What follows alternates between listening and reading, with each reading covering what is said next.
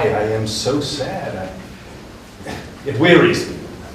But you say it wearies you, but how I caught it, found it, or came by it, what stuff 'tis made of, whereof it is born, I am to learn. In such a want-wit sadness makes of me that I have much ado to know myself.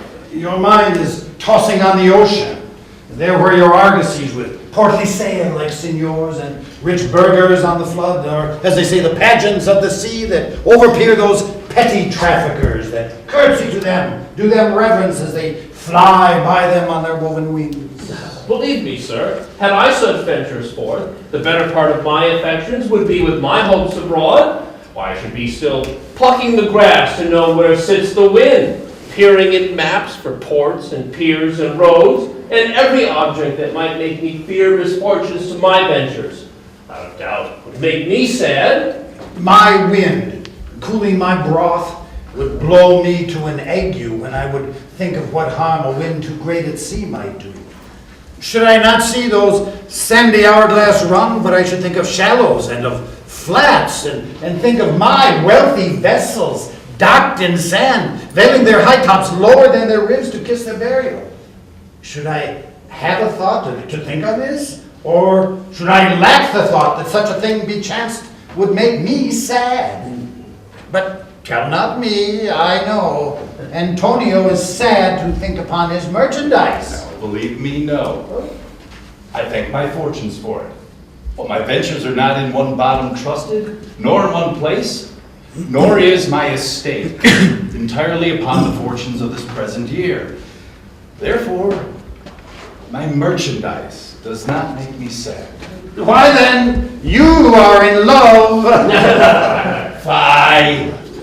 What, not in love neither? Then let us say you are sad because you are not married. And 'twere as easy for you to laugh and leap and say you are merry because you are not sad. Here comes Bassanio, our most noble kinsman, Graziano and Lorenzo. Fare ye well. We leave you now with better company. I would have stayed till I had made you merry, but worthier friends have prevented me. Your worth is very dear in my regard. Well, I take it that your own business calls on you, and that you embrace the occasion to depart.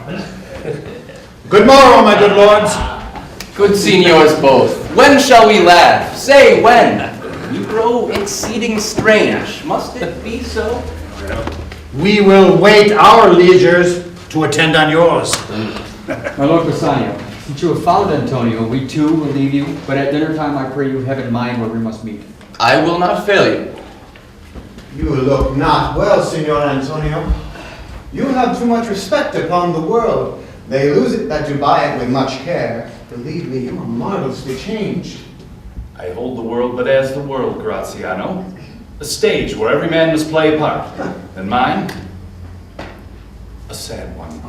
Let me play the fool. With mirth and laughter let old wrinkles come, and let my liver rather heat with wine than my heart cool with mortifying groan. Why should a man whose blood is warm within sit like his grandsire cut in alabaster? I tell you what, Antonio,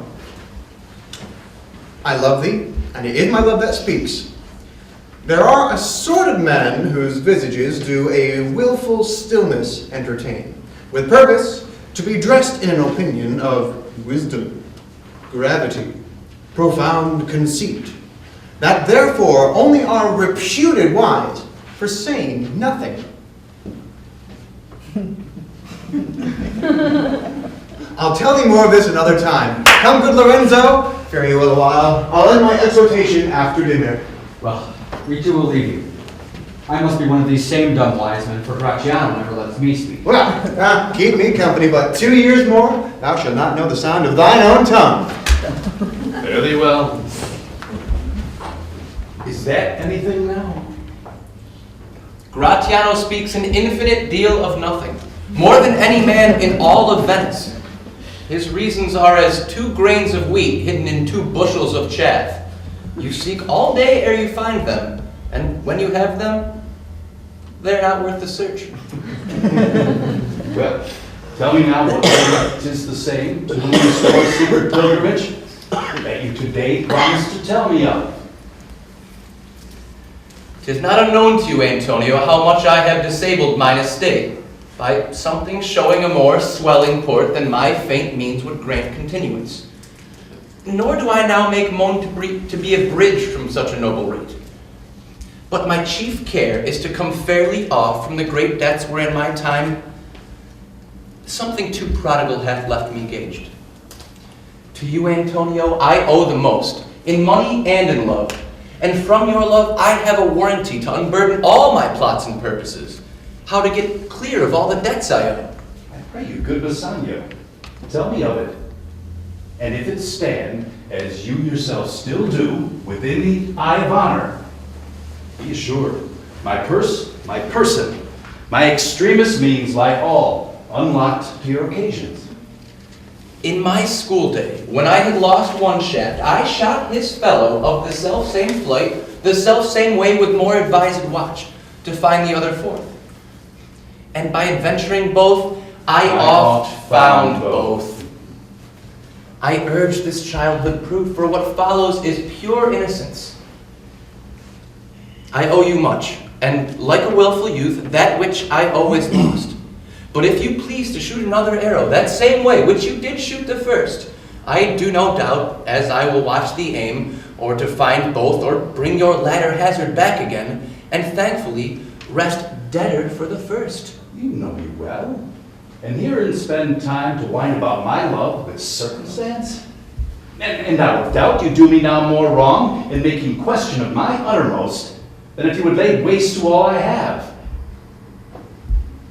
Then do but say to me what I should do, that in your knowledge may by me be done, and I am pressed unto it. Therefore, speak. In Belmont is a lady richly left, and she is fair, and fairer than that word of wondrous virtues. Sometimes from her eyes I did receive fair, speechless messages. Her name is Portia. Nothing undervalued to Cato's daughter, Brutus's Portia. Nor is the wide world ignorant of her worth, for the four winds blow in from every coast renowned suitors, and her curly locks hang on her temples like a golden fleece. And many Jasons come in quest of her. Oh, my Antonio, had I but the means to hold a rival place with one of them, I have a mind presages me such thrift that I should questionless be fortunate. Thou knowest that all my fortunes are at sea. Neither have I money nor commodity to raise a present sum. Therefore, go forth. Try what my credit in Venice can do, and it shall be stretched, even to the uttermost, to furnish thee to Belmont, to fair Portia. Go. Inquire within, and so will I, where money is, and I no question make, to have it of my trust, or for my sake.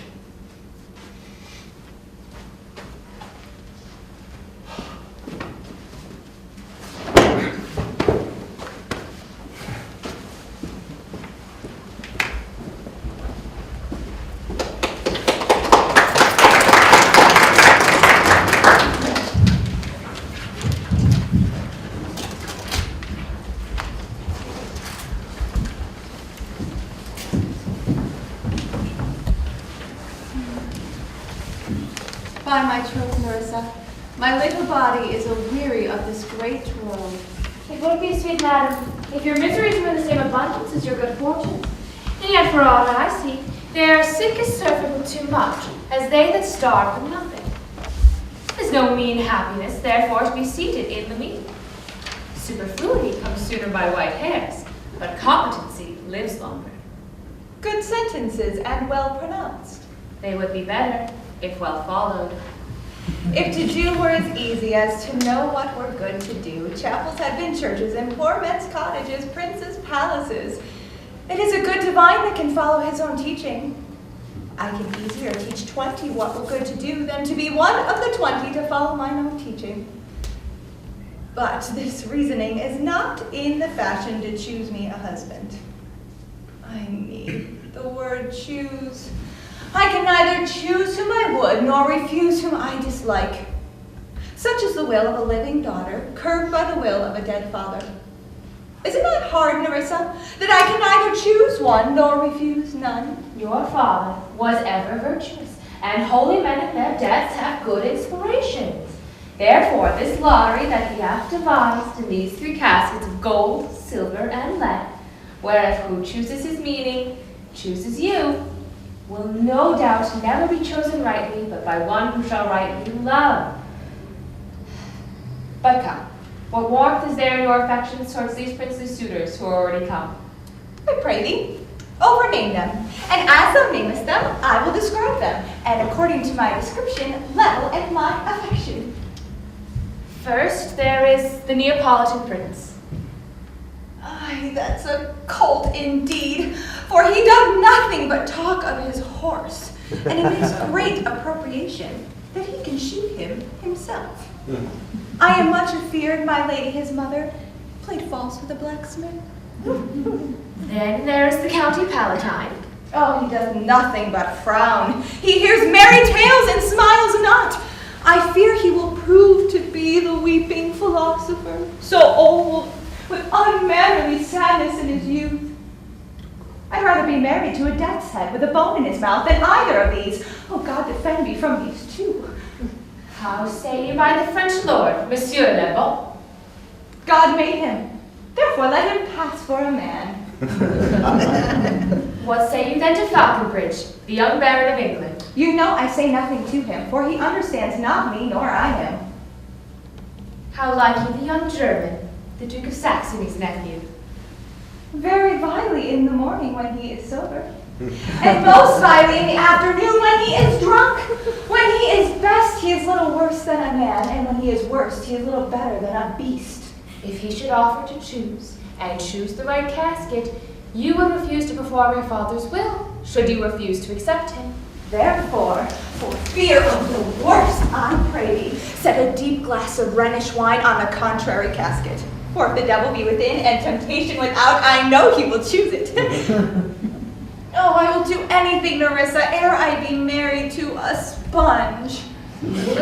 Fear, lady, the having any of these princes, for they have acquainted me with their determinations, which is, indeed, to return to their homes and to trouble you with no more suit. Unless you be won by some other sort than your father's impositions, depending on the caskets. If I live to be as old as Sibylla, I will die as chaste as Diana, unless I be obtained in the manner of my father's will. I am glad this parcel of wooers is so reasonable, for there is not one among them but I dote upon his very absence. And I pray God grant them fair departure. Do you not remember, lady, in your father's time, a Venetian, a scholar, and a soldier come hither in company with the Marquis of Montferrat? Yes, yes, it was Bassanio, or so I think he was called. True, madam. He, of all the men these foolish eyes have seen, is best deserving of a fair lady. I remember him well, and I remember him worthy of thy praise. How now, what news? The 4 strangers seek for you, madam, to take their leave, and there is a forerunner from a 5th, the Prince of Morocco, who brings word the Princess Master will be here tonight. If I can bid the 5th welcome with so good a heart as I can bid the other 4 farewell, I should be glad of his approach. Come, Nerissa, Cecilia, go before. While we shut the gate on one wooer, another knocks at the door.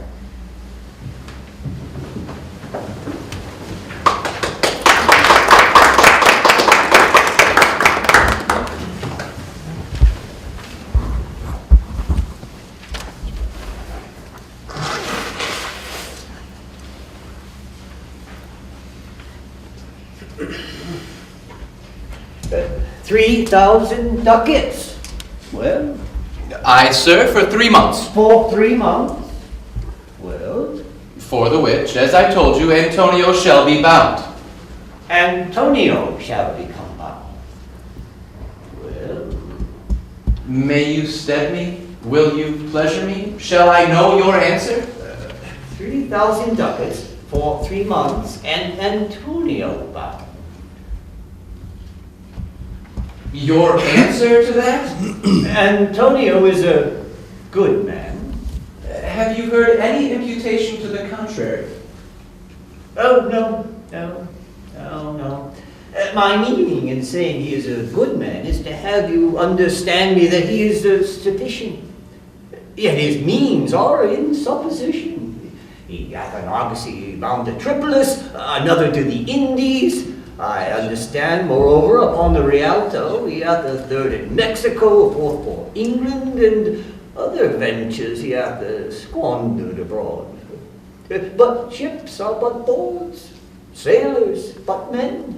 There be land rats and water rats, water thieves and land thieves. I mean, pirates.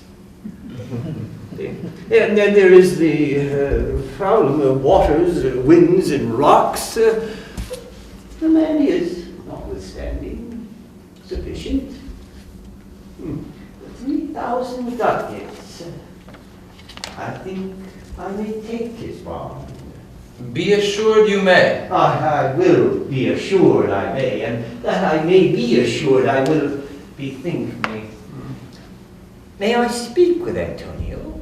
If it please you to dine with us. Yes, to smell pork, to eat of the habitation which your prophet the Nazarite conjured the devil into. I will buy with you, sell with you, talk with you, walk with you, and so following, but I will not eat with you, drink with you, nor pray with you. What news on the Rialto? Who is he comes here? This is Signor Antonio. How like a fawning publican he looks. I hate him, for he is a Christian. But more for that in low simplicity, he lends out money gratis and brings down the rate of usance here with us in Venice. If I can catch him once upon the hip, I will feed fat the ancient grudge I bear him. He hates our sacred nation, and he rails, even there when merchants most do congregate, on me, my bargains, and my well-won thrift, which he calls interest. Cursed be my tribe if I forgive him. Shylock, do you hear? I am debating of my present store, and by the near guess of my memory, I cannot instantly raise up the gross of full 3,000 ducats. What of that? Tubal, a wealthy Hebrew of my tribe, will furnish me. But salt, how many months do you desire? Bless you fair, good signor. Your worship was the last man in our mouths. Shylock? Although I neither lend nor borrow by taking nor by giving of excess, yet to supply the right wants of my friend, I'll break a custom. Is he yet possessed how much he would? Aye, 3,000 ducats. And for 3 months? I had forgot. 3 months. You told me so. Well then, your bond, and let me see. But hear you. Methought you said you neither lend nor borrow upon advantage. I do never use it. 3,000 ducats. 'Tis a good round sum. 3 months from 12, and let me see the rate. Well, Shylock, shall we be beholden to you? Signor Antonio, many a time and oft in the Rialto, you have rated me about my monies and my uses. Still have I borne it with a patient shrug, for sufferance is the badge of all our tribe.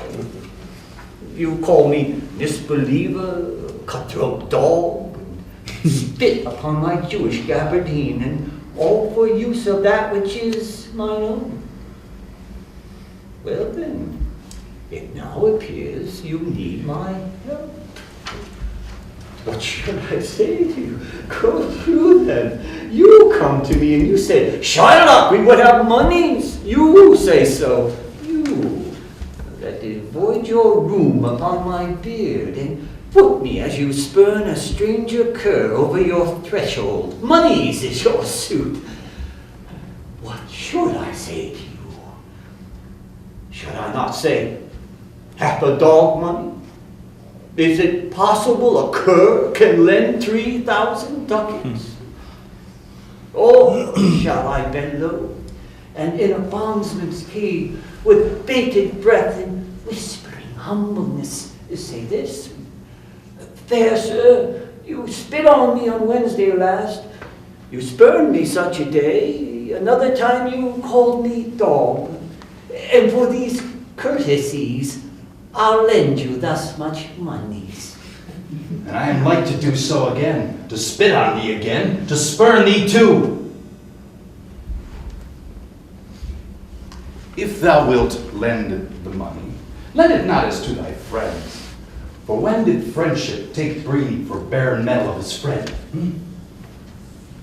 Lend it rather to thine enemy, who, if he break, thou canst with better face exact the penalty. Why, look you how you storm. I would be friends with you and have your love. Forget the shames that you have stained me with.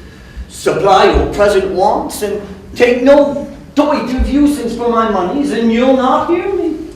This is kind I offer. This were kindness. This kindness will I show. Go with me to a notary.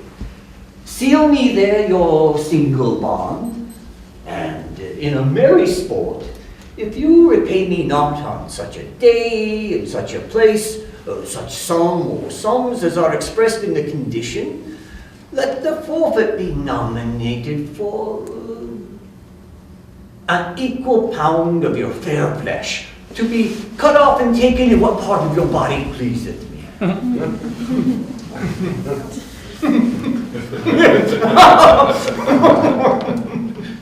Content, in faith. I will seal to such a bond, and say there is much kindness in the Jew. You shall not seal to such a bond for me. I'll rather dwell in my necessity. Why, fear not, man. I will not forfeit it. But within these 2 months, that's a month before this bond expires, I do expect return of thrice, 3 times the value of this bond.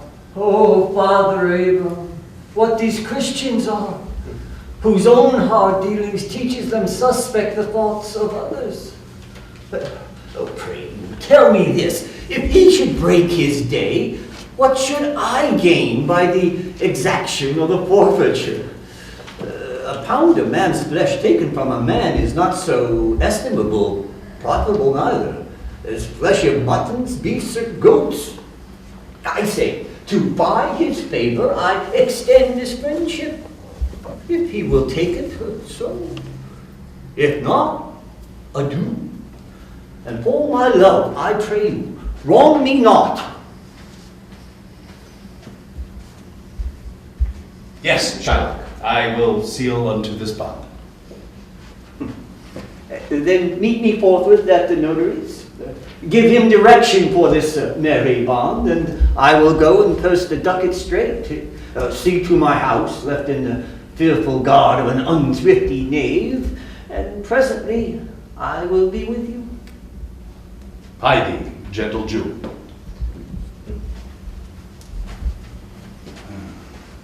The Hebrew will turn Christian. He grows kind. I like not fair terms in a villain's mind. Come. In this there can be no dismay. What, my ships come in a month before the day, huh?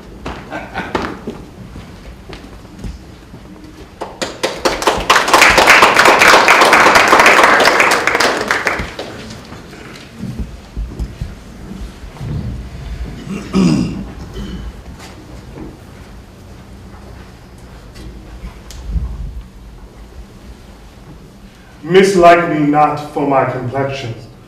I tell thee, lady, this aspect of mine hath feared the valiant. By my love I swear, the best regarded virgins of our clime have loved it too. I would not change this hue, except to steal your thoughts, my gentle queen. In terms of choice, I am not solely led by the nice direction of a maiden's eyes. Besides, the lottery of my destiny bars me the right of voluntary choosing. But if my father had not scanted me and hedged me by his wit, to yield myself a wife to him who wins me by that means I told you, then yourself, renowned prince, then stood as fair as any comer I have looked on yet for my affection.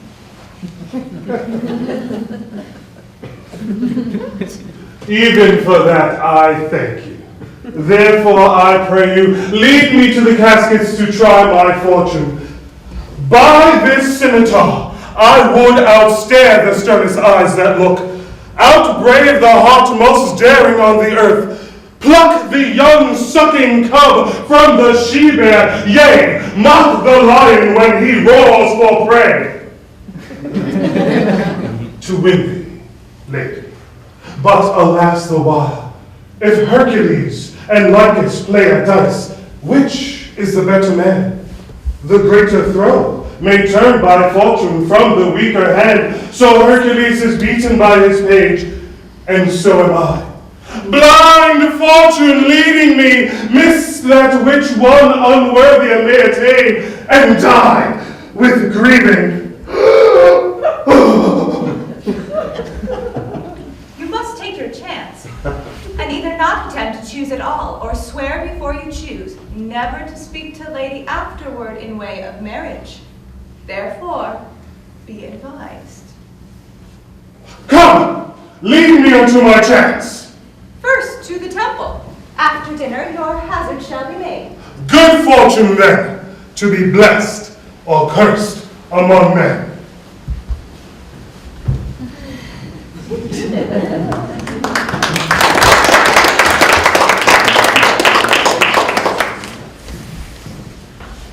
Certainly my conscience will serve me to run from this Jew, my master. The fiend is at mine elbow, tempting me, saying to me, Gobbo, Lancelot Gobbo, good Lancelot, or good Gobbo, or good Lancelot Gobbo. Take the start, use your legs, run away. My conscience tells me, take heed, honest Lancelot, take heed, honest Gobbo, or as aforesaid, honest Lancelot Gobbo, do not run, scorn running with thy heels. Well, the most courageous fiend bids me pack. Via, says the fiend, away, says the fiend, for the heavens rouse up a brave mind, says the fiend, and run. Well, my conscience says, hanging around the neck of my heart, very wisely says to me, take heed, honest Lancelot, for your father, well, actually, my mother, for my father was, he had something of a, well, my conscience says, budge not, Lancelot. The fiend says, budge. Budge not, says my conscience. Conscience, I say, you counsel well. Fiend, I say, you counsel well. To be ruled by my conscience, I should stay with the Jew, my master, who God bless the mark, is the devil himself. But to stay with the Jew, or run away from the Jew, I should be ruled by the fiend, who is, saving your reverence, the devil himself. Now certainly, the Jew is the devil incarnate, and in my conscience being but a kind of hard conscience for counseling me to stay with the Jew. So the fiend gives the more friendly advice. I will run, fiend, my heels are at your command. I will run. Master, young man, I pray you, which is the way to Master Jews? Oh heavens, this is my true begotten father, who being more than half blind knows me not. I will try confusions with him. Master, young gentleman, I pray you, which is the way to Master Jews? Turn of your right hand at the very next turning. At the very next turning of all, turn of your left. Mary, turn of no hand, but down at the next turn, turn down indirectly to the Jew's house. By God's Santies, 'twill be a hard way to hit. Can you tell me if one Lancelot that dwells with him, dwell with him or no? Talk you of young Master Lancelot? No master, sir. A poor man's son. His father, though I say it, is an honest, exceeding poor man, and God be thanked, well to live. Well, let his father be of what it will. We talk of young Master Lancelot. Of Lancelot and please your mastership. Ergo, Master Lancelot. Speak not of Master Lancelot, father, for the young gentleman, according to fates and destinies, is indeed deceased. Or, as you would say in plain terms, gone to heaven. Oh, Mary, God forbid. The boy was the very staff of my age, my very prop. Do I look like a cudgel or a hovel post, a staff or a prop? Do you know me, father? Alack the day, I know you not, young gentleman, but I pray you, tell me, is my boy, God rest his soul, alive or dead? Do you not know me, father? Alack, sir, I know you not.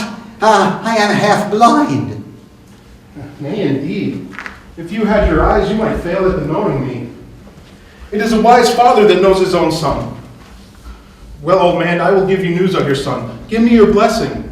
The truth will come to light. Murder cannot be hid, but a man's son may. At the length, truth will come out. I pray you, sir, stand up. I cannot think that you are my son, Lancelot.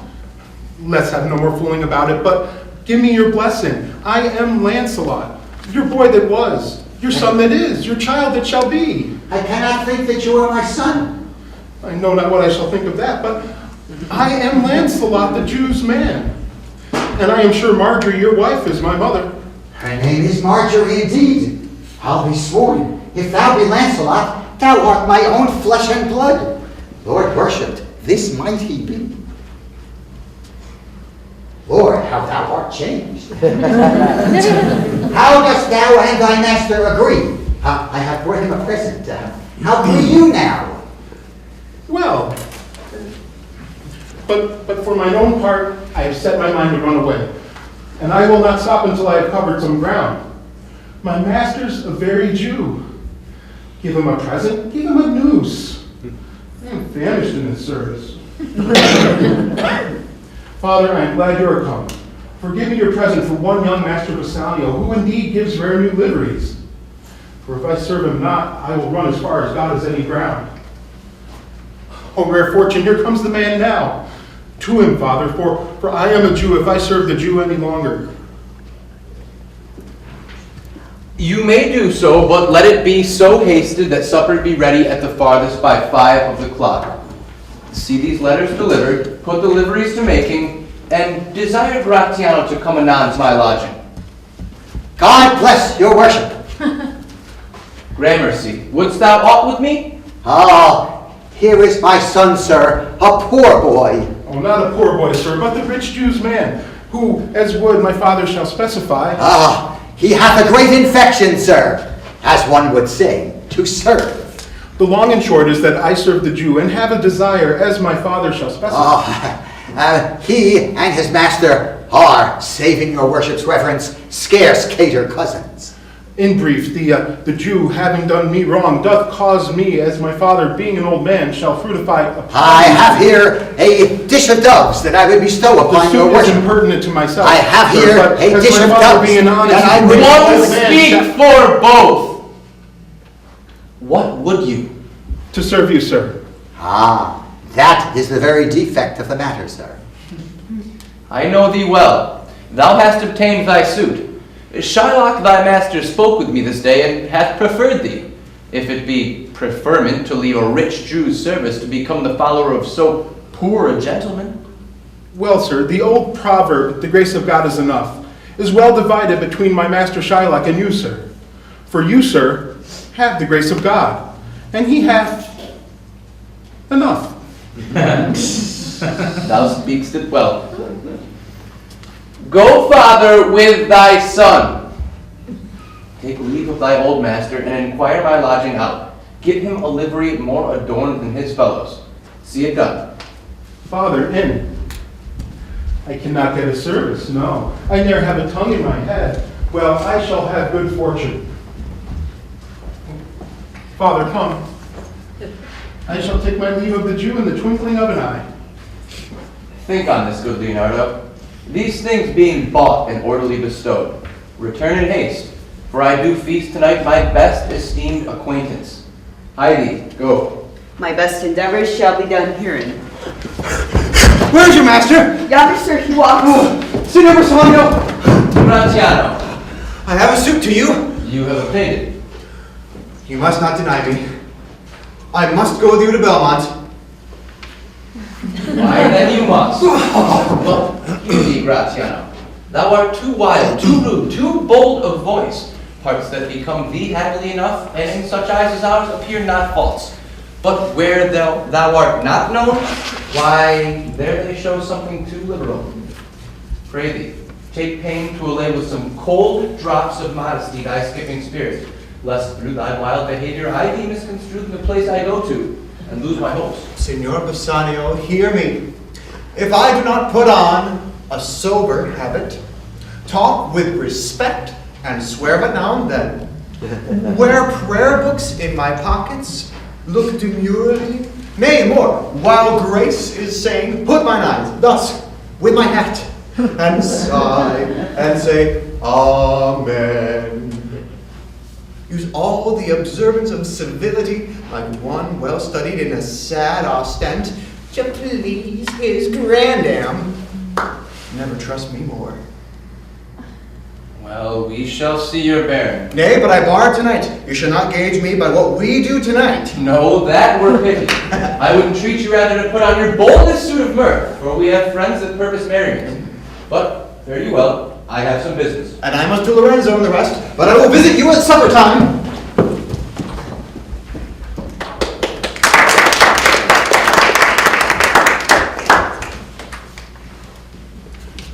I am sorry thou would leave my father so. Our house is hell, and thou, a merry devil, didst rob it of some taste of tediousness. But farewell. Here's a ducat for thee. Oh, and Lancelot, soon at supper shalt thou see Lorenzo, who is thy new master's guest. Give him this letter, and do it secretly. And so farewell. Would not have my father see me and talk with thee. Adieu. Tears doth exhibit my tongue. Most beautiful pagan, most sweet Jew. If a Christian did not play the knave and get thee, then I am much deceived. But adieu. These drops do drown my manly spirit. Adieu. Farewell, good Lancelot. Alack, what heinous sin is it in me to be ashamed to be my father's child? Though I am a daughter to his blood, I am not to his manners. Oh, Lorenzo, if thou keep promise, I will end this strife, become a Christian and thy loving wife.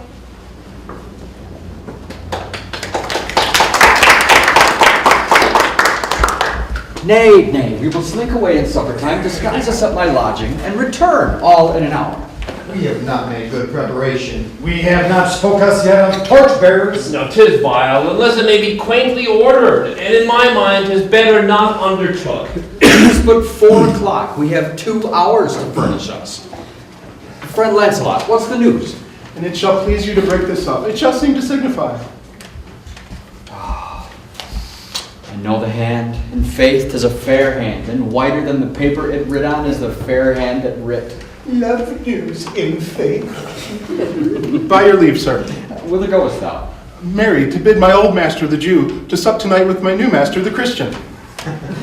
Hold here. Take this. Tell gentle Jessica I will not fail her. Speak it privately. Come, gentlemen. Will you prepare you for this mosque tonight? I am provided with a torchbearer. Aye, Mary, I'll be gone about it straight. Thou and so will I. Meet me in Graziano at Graziano's lodging some hour hence. 'Tis good we do so. Was not that letter from fair Jessica? I must needs tell thee all. The lady hath directed how I shall take her from her father's house, what gold and jewels she is furnished with, what page's suit she hath in readiness. If e'er the Jew her father come to heaven, it will be for his gentle daughter's sake. And never dare misfortune cross her foot, lest she do it under this excuse. that she is issue to a faithless Jew. Come, go with me, peruse this as thou goest. Fair Jessica shall be my torchbearer.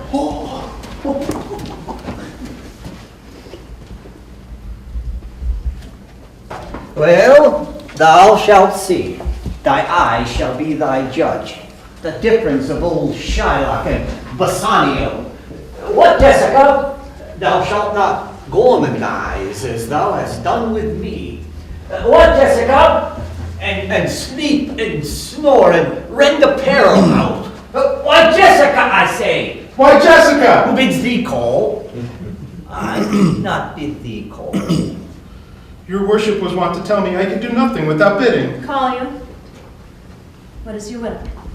I am bid forth to supper, Jessica. There are my keys, but wherefore should I go? I am not bid for love, they flatter me. But yet I'll go. I hate to feed upon the prodigal Christian. Jessica, my girl, look to my house. I am right loath to go. There is some ill a-brewing towards my rest, for I did dream of money bags last night. I beseech you, sir, my master doth expect your reproach. So do I his. And they have conspired together. I shall not say you will see a mass, but if you do, then it was not for nothing that my nose fell a-bleeding on Black Monday last at 6 o'clock in the morning. What? Are there mass? Hear you me, Jessica. Lock up my doors. And when you hear the drum and the vile squealing of the wry-necked fife, clamber not you up to the casements then, nor thrust your head into the public street to gaze on Christian fools with varnished faces. But stop my house's ears. I mean my casements. Oh! Let not the sound of shallow foppery enter my sober house. By Jacob's staff, I swear, I have no mind of feasting for tonight. But I'll go. Go you before me, sir. I'll say I will come. I will go before. Mistress, look out tonight at window for all this, and you shall see a Christian boy who will be worth a Jewess's eye. What says that fool? His words were farewell, mistress, nothing else. The patch is kind enough, but a huge feeder. Snail slow in profit, and he sleeps by day. Therefore I part with him, and part with him to one that would have him help to waste his borrowed purse. Well, Jessica, go in. Perhaps I will return immediately. Do as I bid you. Shut doors after you. Fast bind, fast find. Proverb never stale in thrifty mind.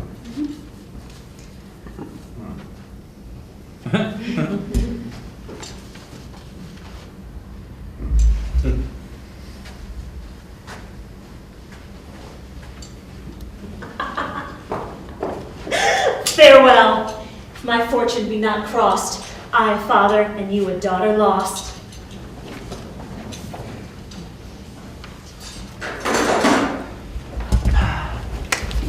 This is the penthouse in which Lorenzo desirous may stand. His hour is almost past. And it is marvel he outdwells his hour, for lovers ever run before the clock. 10 times faster Venus's pigeons fly to seal love bonds new made than they are wont to keep obliged faith unforfeited. That ever holds. Who riseth from a feast with that keen appetite that he sits down? All things that are with more spirit chastened than enjoyed. How like a youngster or a prodigal the scarfed bark puts from her native bay, hugged and embraced by the strumpet wind. How like the prodigal doth she return with overweathered ribs and ragged sails, lean, rent, and beggared by the strumpet wind. Here comes Lorenzo. More on this hereafter. Sweet friends, your patience my long abode. Not I, but my affairs have made you wait. When you shall please to play the thieves for wives, I watch as long for you then. Approach. Here dwells my father Jew. Ho! Who is within? Who are you?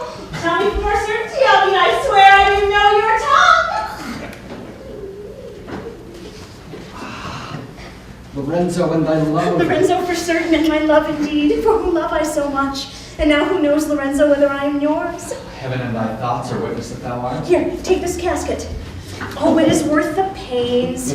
I'm glad 'tis night you do not look on me, for I am much ashamed of my exchange. Love is blind, and lovers cannot see the pretty follies they themselves commit. Else, Cupid himself would blush to see me thus transformed to a boy. Now, you must be my torchbearer. What, must I hold a candle to my shames? They in themselves are too light. It is not as of discovery, love, I should be obscured. So are you sweet, even in the lovely garnish of a boy. But come at once, for the close night doth play the runaway. We are stayed for Bassanio's feast. I will make fast to the doors and gild myself with more ducats and be very straight. Now climb my hood, a gentle and no Jew. Beshrew me, but I love her heart. For wise she is, if I can judge of her. And fair she is, if that mine eyes be true. And true she is, if that she hath proved herself. And therefore, like herself, wise, fair, and true, shall she be placed in my constant soul. What, art thou come? On, gentlemen, away. Our mosque mates by this time for us stay. Is Graziano about? Signor Antonio! Oh, fie. Graziano, where are all the rest? 'Tis 9 o'clock. Our friends all stay for you. No mass tonight. But the wind has come about. Bassanio will presently go on board. I have sent 20 out to seek for you. I'm glad on it. I desire no more delight than to be under sail and gone tonight.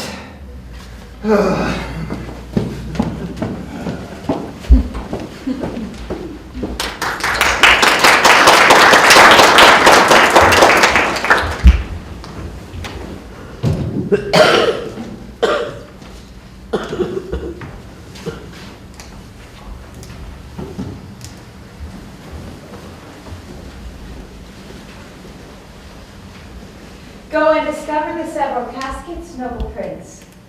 Now, make your choice. The first of gold. Who this inscription bears, who chooseth me, shall gain what many men desire. The second, silver, which this promise carries, who chooseth me, shall get as much as he deserves. This third, dull lead, with warning all as blood, who chooseth me, must give and hazard all he hath. How shall I know if I do choose the right? The one of them contains my picture prints. If you choose that, I am yours withal. Some God direct my judgment. Let me see. I shall survey the inscriptions back again. What says this leaden casket? Who chooseth me must give and hazard all he hath. Must give? For what? For lead? Hazard for lead? This casket threatens. Men who hazard all do it in hope of fair advantages. A golden mine stoops not to shows of dross. I'll then nor give nor hazard aught for lead. What says this silver with her virgin hue? Who chooseth me shall get as much as he deserves. As much as he deserves? Pause there, Morocco, and weigh thy value with an even head. If thou beest deserving, by thy estimation, thou doth deserve enough. But yet enough may not extend so far as to the lady. And yet to be afeard of my deserving were but a weak disabling of myself. As much as I deserve, why that's the lady. I do in birth deserve her, and in fortunes, in graces, and in qualities of breeding, but more than these, in love I do deserve. What if I strayed no further, but chose here? Let's see once more. The saying graved in gold, who chooseth me shall gain what many men desire. Why, that's the lady. All the world desires her. From the four corners of the earth they come to kiss this shrine, to see fair Portia. One of these three contains her heavenly picture. Is it like that lead contains her? 'Twere damnation to think so base a thought. Or shall I think in silver she's immured, being 10 times undervalued to high gold? Oh, sinful thought! Never so rich a gem was set in worse than gold. Deliver me the key. Here do I choose, and thrive as I may. There, take it, Prince. And if my form lie there, then I am yours.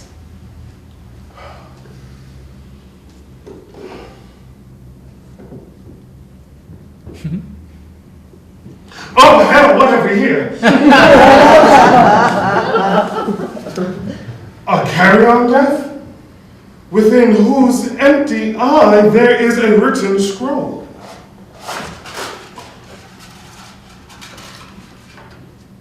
I shall read the writing. All that glisters is not gold. Often have you heard that told. Many a man his life hath sold, but my outside to behold. Gilded tombs do worms enfold. Had you been as wise as bold, young in limbs, in judgment old, your answer had not been inscrolled. Fare you well, your suit is cold. Cold indeed, and labor lost. Then farewell heat, and welcome frost. Portia, adieu. I have too bereaved a heart to take a tedious leave. Thus loses pot.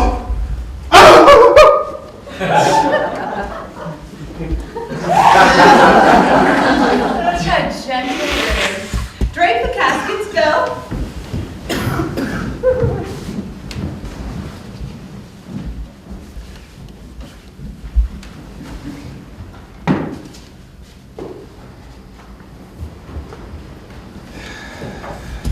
Why, man, I saw Bassanio part, and in his ship is Gratiano gone along. Lorenzo is not in that ship. The villain Jew, without prize, raised the Duke, who went with him to search Bassanio's ship. He came too late. The ship was under sail. But there the Duke was given to understand that in a gondola were seen Lorenzo and his amorous Jessica.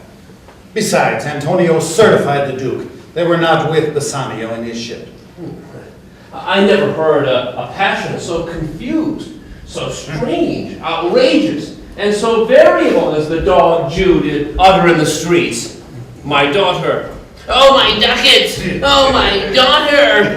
Fled by the Christian! Oh, my Christian ducats! Oh, justice, law, the ducats, and my daughter! A sealed bag, 2 sealed bags of ducats, of double ducats, stolen from me by my daughter! And jewels, 2 stones, 2 rich and precious stones, stolen by my daughter! Justice, find the girl! She hath the stones upon her and the ducats! Why, all the boys in Venice, they followed him, crying, Oh, my stones! Oh, my daughter and my ducats! Let the good Antonio look keep his day, or he shall pay for this. Mary, well remembered. I reasoned with a Frenchman yesterday who told me that in the narrow seas that part the French and the English, there miscarried a vessel of our country richly fraught. I thought upon Antonio when he told me this, and wished in silence that it were not his. You were best to tell Antonio what you hear. Yet do so suddenly, for it may grieve him. A kinder gentleman treads not the earth. I saw Bassanio and Antonio part. Bassanio told him that he would make some haste with his return. Do not so, he said. Slubber not business for my sake, Bassanio, but stay the very ripening of the time.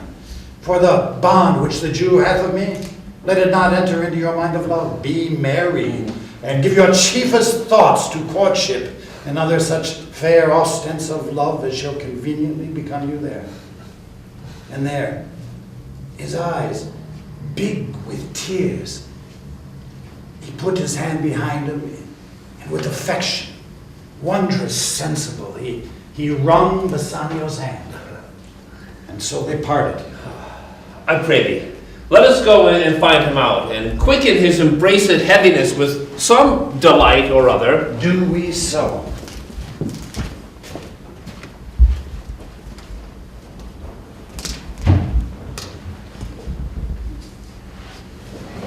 Quick, withdraw the drinks! You put the man on and take his oath. Come take the lecture presently.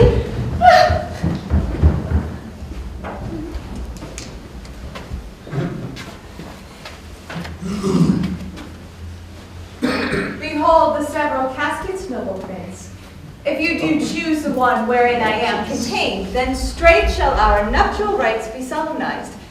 If you should fail, then without more speech, my lord, you must be gone from hence immediately. I am enjoined by oath to observe 3 things. First, never to unfold to anyone which casket 'twas I chose. Next, if I fail of the right casket, never in my life to woo a maid in way of marriage.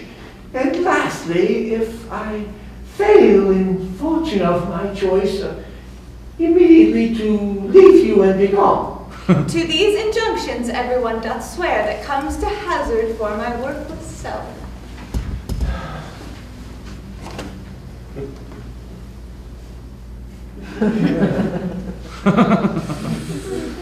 And so I have addressed me. Fortune now to my heart's hope. Gold, silver, and base lead. Who chooseth me must give and hazard all he hath. Well, you shall look fairer than I give or hazard. What says the golden chest? Let me see. Who chooseth me shall get what many men desire. What many men desire. That many may be meant by the fool's multitude that choose by show, not learning more than the fond eye doth teach. I will not choose what many men desire, because I will not jump with common spirits, and rank me with the barbarous multitudes. Well, then to thou silver treasure house. Tell me once more what title thou dost bear. Who chooseth me shall get as much as he deserves. That's well said, too. For who shall go about to cousin fortune and be honorable without the stamp of merit? And not presume to wear an undeserved dignity. You, that estates, degrees, and offices were not purchased by the merit of the wearer. Well, then, to my choice. Who chooses me shall get as much as he deserves. I will assume a ward. Give me the key for this and instantly unlock my fortunes here.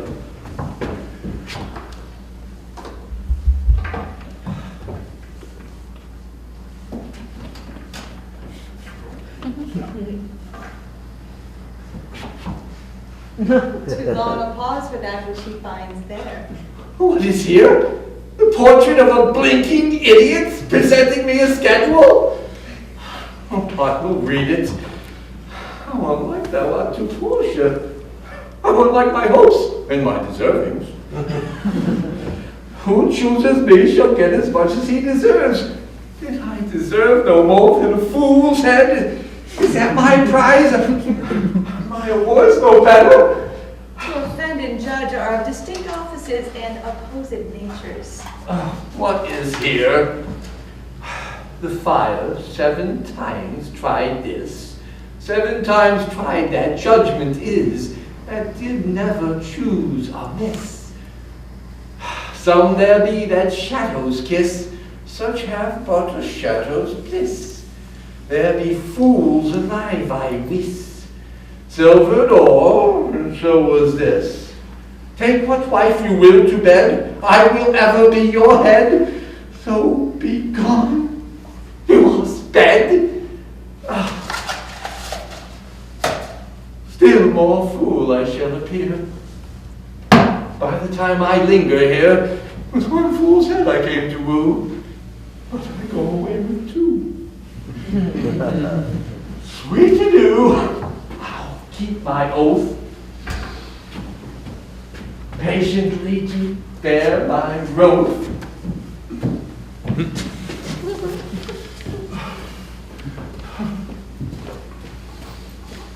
So hath the candle singed the moth. Oh, these deliberate fools! When they do choose, they have the wisdom by their wit to lose. The ancient saying is no heresy. Hanging and wiving goes by destiny. Come, drape the caskets. Where is my lady? What would my queen? Madam, there is a light at your gate, a young Venetian one who comes before to signify the arriving of his lord, from whom he bringeth sensible.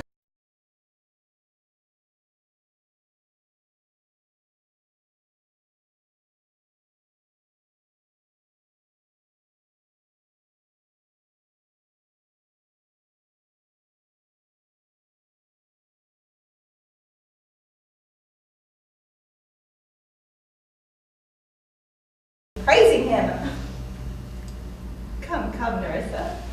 For I long to see quick Cupid's post that comes so mannerly. Beside you, Lord Love, thy will it be.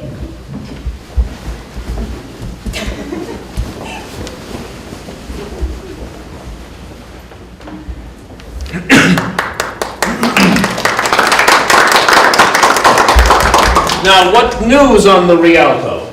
Why, that Antonio hath a ship of rich lading lost on the narrow seas. The Goodwins, I think they call the place, a dangerous flat and fatal, where the carcasses of many a tall ship lie buried, if my gossip report be honest. But it is true, without any slips of crossing the plain highway of talk, that the good Antonio, the honest Antonio, oh, that my title were good enough to keep his name company. Come, the full stop. What sayest thou? Why, the end is, he hath lost a ship. I would it might prove the end of his losses. Oh, let me say amen betimes, lest the devil cross my prayer. For here he comes, in the likeness of a Jew. How now, Shylock? What news among the merchants? You knew none so well as you of my daughter's flight. That's certain. I, for my part, knew the tailor that made the wings she flew withal. She is damned for it. That's certain, if the devil may be her judge. My own flesh and blood to rebel. Oh, out upon it, old carrion. Rebels it at these years. I say my daughter is my flesh and blood. There is more difference between thy flesh and hers than there is between jet and ivory. More between thy bloods than there is between red wine and radish. But tell us, what hast thou heard about Antonio? Hath he lost a ship at sea or no? There I have another bad match. A bankrupt, a prodigal, who dare scarce show his head on the Rialto. A beggar that was used to come so smug on the mart. Let him look to his bond. He was wont to call me usurer. Let him look to his bond. He was wont to lend money for a Christian courtesy. Let him look to his bond. Why, I am sure that if he forfeit, thou wilt not take his flesh. What's that good for? To bait fish withal. It will be nothing else. It will be my revenge. He hath disgraced me and hindered me $500,000, laughed at my losses, mocked at my gains, scorned my nation, thwarted my bargains, warned my enemies, cooled my friends, and what's his reason? I am a Jew. Hath not a Jew eyes? Hath not a Jew hands, organs, dimensions, senses, affections, passions?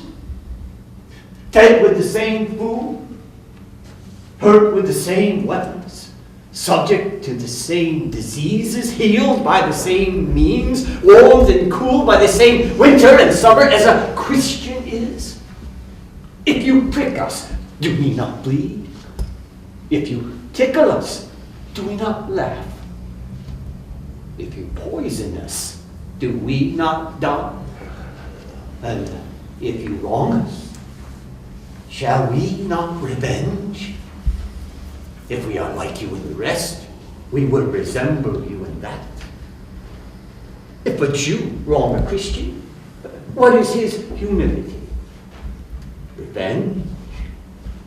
If a Christian wrong a Jew, what should his sufferance be by Christian example? Why, revenge. The villainy you teach me, I will execute. And it shall go hard, but I will better the instruction. Gentlemen, my master Antonio is at his house and desires to speak with you both. We have been up and down to seek him. Ah, comes another of the tribe. A third cannot be matched unless the devil himself turned Jew. How now, too? What news from Genoa? Hast thou found my daughter? I often came right to hear of her, but cannot find her. There. A diamond gone cost me 2,000 ducats in Frankfurt.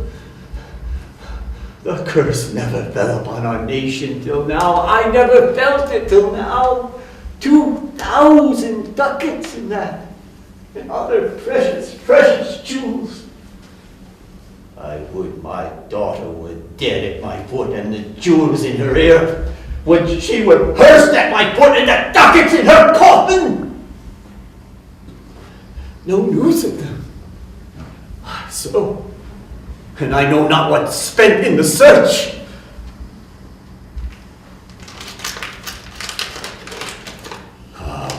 Why, thou loss upon loss, the thief gone with so much, and so much to find the thief. And no satisfaction, no revenge, nor no ill luck stirring but what lights on my shoulders, no sighs but of my breathing, no tears but of my shedding. Yes, but other men have ill luck too. Antonio, as I heard in Genoa. What? Ill luck? Ill luck? Hath an argosy cast away, coming from Tripolis. I thank God, I thank God. Is it true? Is it true? I spoke with some of the sailors that escaped the wreck. I thank thee, good Tubal. Good news, good news. Where? In Genoa? In Genoa, your daughter spent in one night, as I heard, 80 ducats. Thou stickest a dagger in me. I shall never see my gold again. 80 ducats at a sitting? 80 ducats? There came divers of Antonio's creditors in my company to Venice that swear he cannot choose but break. I am very glad of it. I'll plague him. I'll torture him. I am glad of it. One of them showed me a ring he had of your daughter for a monkey. Out upon her! Thou torturest me, Tubal. It was my turquoise. I had it of Leia when I was a bachelor. I would not have given it for a wilderness of monkeys. But Antonio is certainly undone. Nay, that's true. That's very true. Go, Tubal. Feed me an officer. Bespeak him a fortnight before.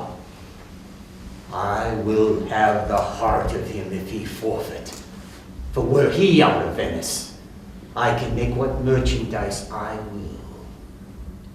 Go, Tubal, and meet me at our synagogue. Go, good Tubal, at our synagogue, Tubal.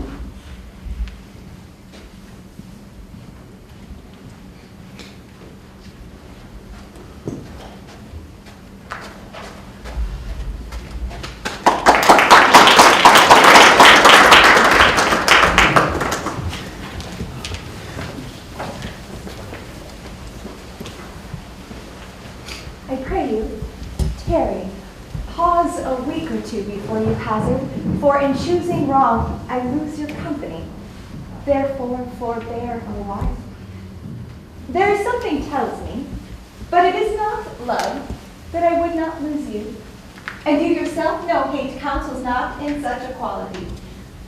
But lest you should not understand me, and yet a maiden hath no tongue but thought, I would detain you some month or two before you ventured for me.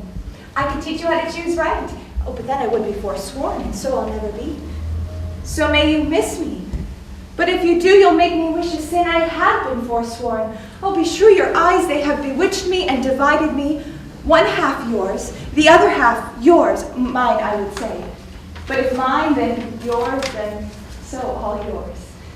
Oh, these naughty times put bars between the owners and their rights. And so though yours, not yours, well, let fortune go to hell for it, not I speak too long.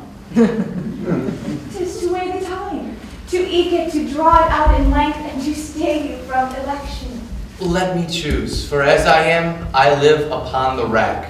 Upon the rack, Bassanio, then confess what treason there is mingled with your love.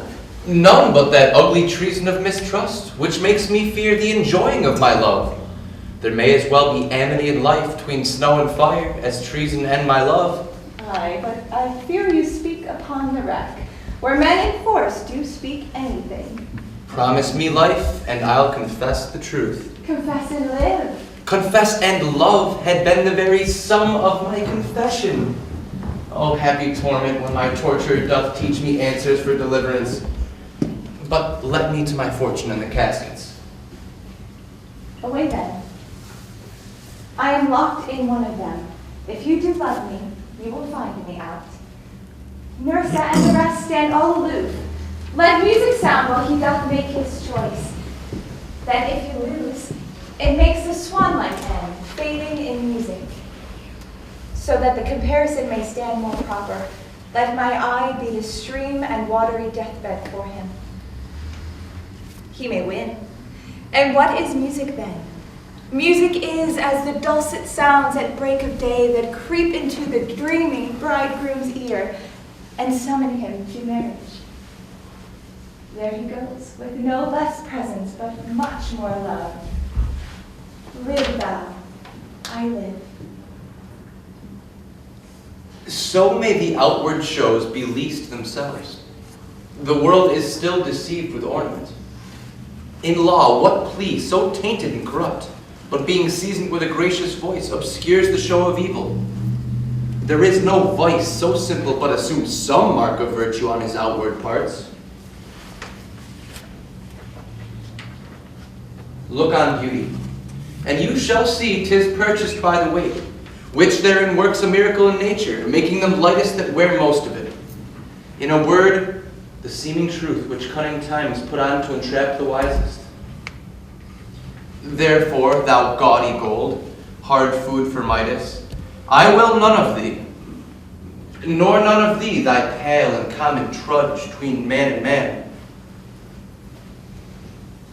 But thou meager lead, which rather threatenest than dost promise aught, thy paleness moves me more than eloquence, and here choose I, joy be the consequence. O love, be moderate. Allay thy ecstasy in measure, reign in joys. Can't this excess?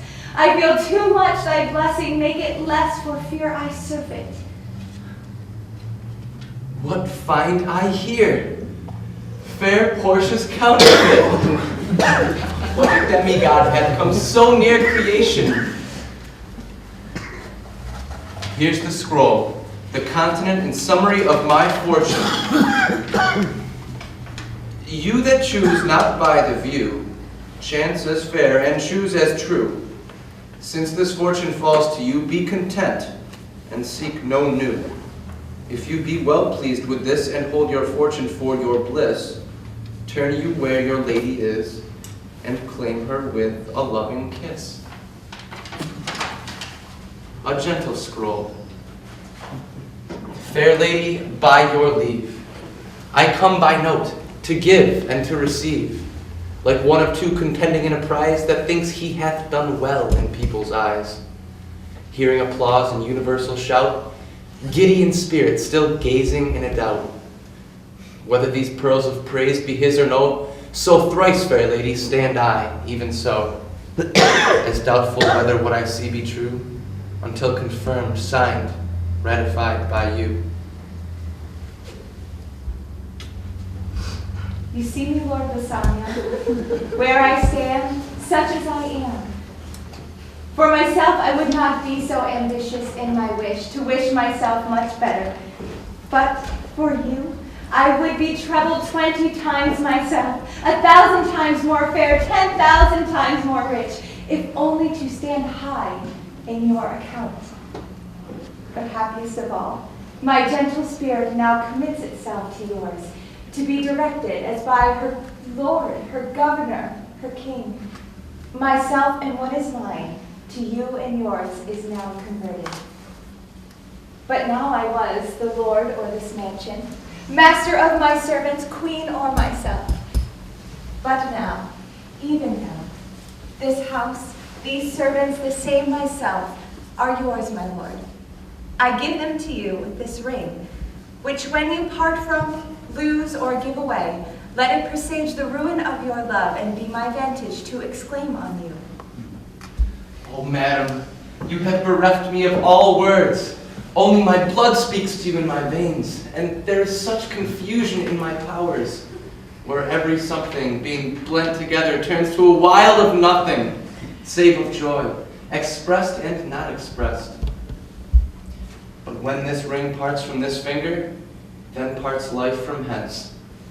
Oh, then be bold to say Bassanio's dead. My lord and lady, it is now our time that have stood by and seen our wishes prosper to cry, good joy, good joy. My lord and lady. My Lord Bassanio and my gentle lady, we wish you all the joy that you can wish, for I am sure you can wish no more from me. And when your honors mean to solemnize the bargain of your faith, I do beseech you, even at that time, I may be married too. With all my heart, so thou canst get a wife. I thank your lordship, you have got me one. My eyes, my lord, can look as swift as yours. You saw the mistress, I beheld the maid. You loved, I loved, for intermission no more pertains to me, my lord, than you. Your fortune stood upon the casket there, and so did mine too, as a matter falls. For, wooing here until I sweat again, and swearing until my very roof was dry with oaths of love, at last, if promise last, I got a promise of this fair one here to have her love, provided your fortune achieved her mistress. Nerissa, is this true?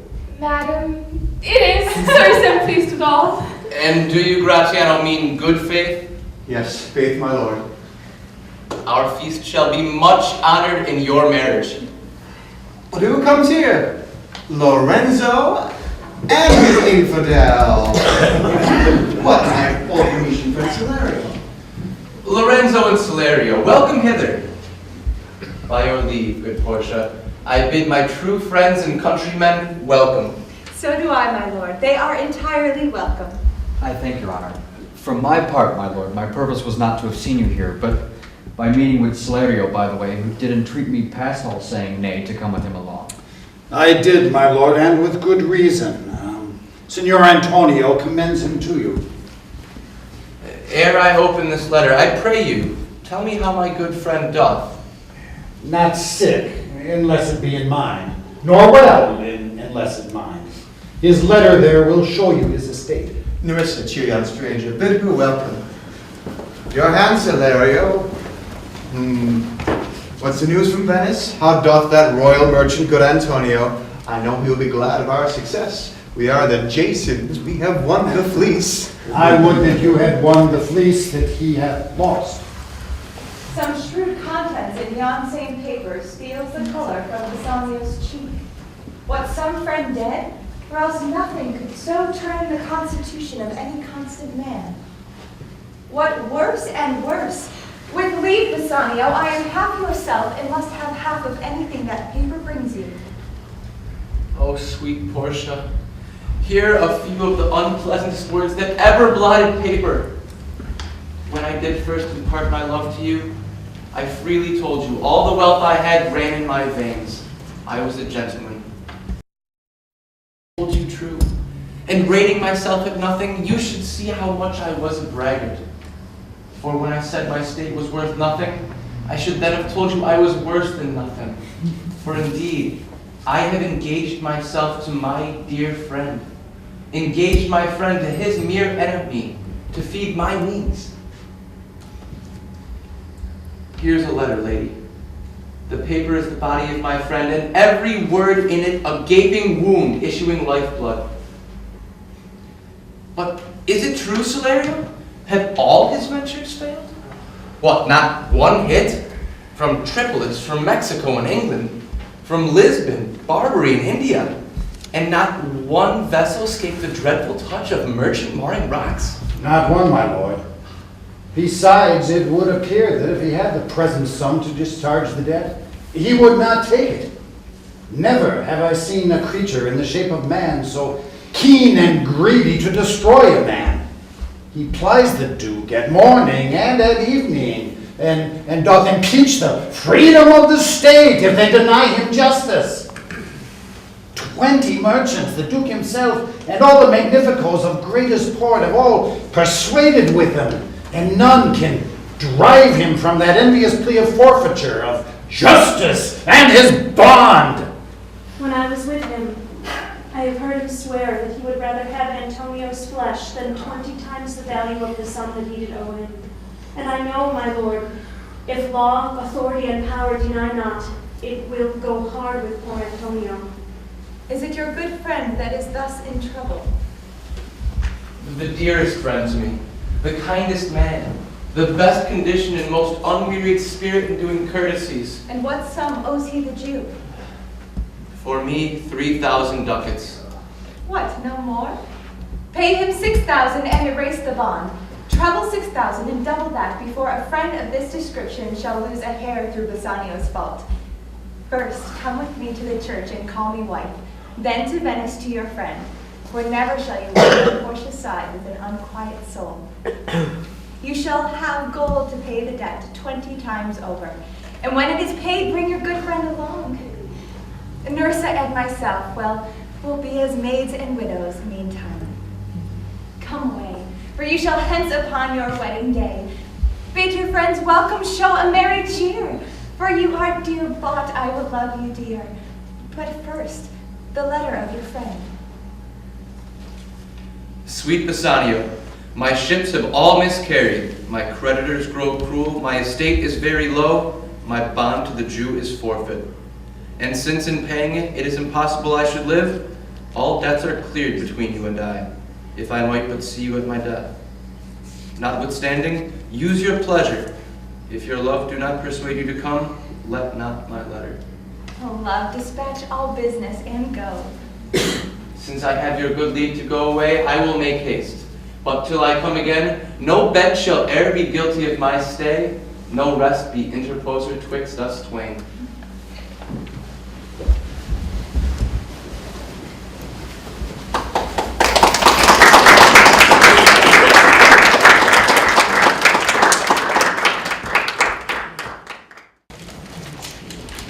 Jailer, look to him. Tell not me of mercy. This is the fool that lent out money gratis. Jailer, look to him. Hear me speak, good Shylock. I'll have my bond. Speak not against my bond. I have sworn an oath that I will have my bond. Thou call'st me dog before thou hadst a cause. But since I am a dog, beware my fangs. The Duke shall grant me justice. I do wonder, thou naughty jailer, that thou art so fond to come abroad with him at his request. I pray thee, hear me speak. I'll have my bond. I will not hear thee speak. I'll have my bond, and therefore speak no more. I'll not be made a soft and dull-eyed fool to shake the head, relent and sigh, and yield to Christian intercessors. Battle not! I'll have no speaking. I will have my bond.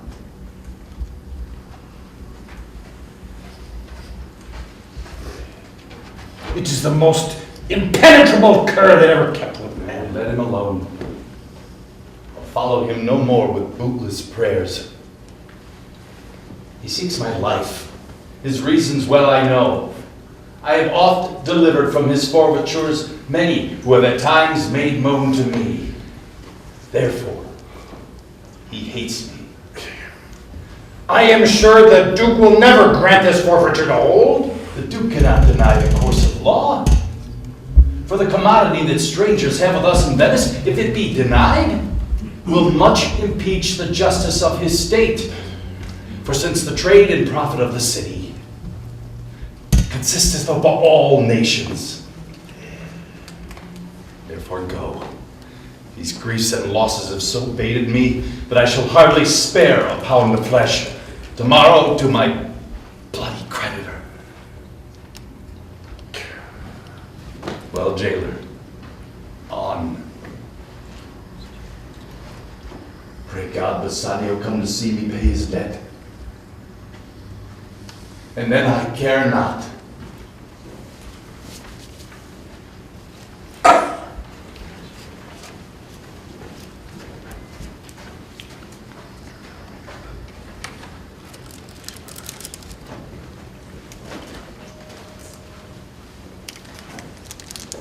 Madam, although I speak it in your presence, you have a noble and true conceit of godlike amity, which appears most strongly in bearing thus the absence of your lord.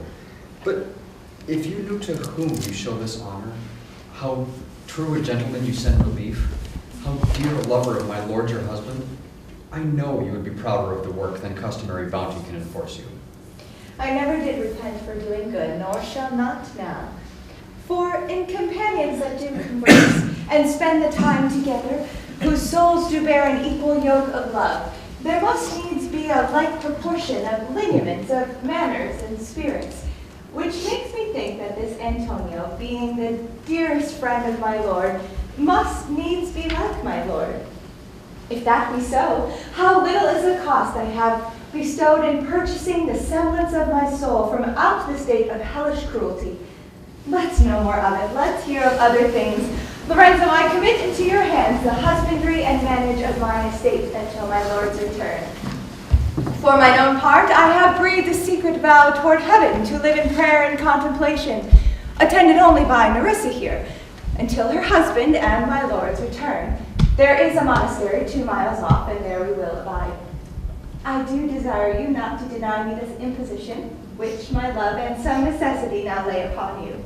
Madam, with all my heart, I obey you in all fair commands. My people do know my mind. They will acknowledge you and Jessica in place of Lord Bassanio and myself. Well, fare you well, until we meet again. Fair thoughts and happy hours attend on you. I wish your ladyship all heart's content. I thank you for your wish, and I am well pleased to wish it back on you, Jessica. Fare you well. Stefano! Come, Stefano. As I have ever found the honest true, let me find thee still. Take this letter, with all the endeavor of a man, and speed to Padua, and render it into my cousin's hands, Dr. Bellario. Look what notes and garments he doth give thee. Bring them, I pray thee, with imagined speed unto the traject of the common ferry, which trades to Venice. Well, get thee gone with no more words, I will meet you there. Madam, I go with all convenient speed. Come, come, Nerissa. I have work in hand that you know not yet of. We shall see our husbands before they think of us. Shall they see us? Why, they shall, Nerissa. Oh, but in such a habit, they will think we are accomplished with what we lack. I will hold thee any wager. When we are accoutred like young men, I'll prove to be the prettier fellow of the two, and wear my dagger with the braver grace, and speak between the change of man and boy with breeze of voice. I'll turn two mincing steps into a manly stride, and speak a phrase like a fine bragging youth. And I'll tell quaint lies. How honorable women sought my love, which I denying, they fell sick and died. I could not withal, so then I'll repent and wish for all that I had not killed them. 20 of these puny lies I'll tell, that men will think I have accomplished school about a 12-month. I have in my mind 1,000 of these raw tricks which I will practice. Why? Shall we turn to men? Fie, what a question's that? I will tell you my whole device in the coach which stays for us at the park gate. Come away, for we must measure 20 miles today.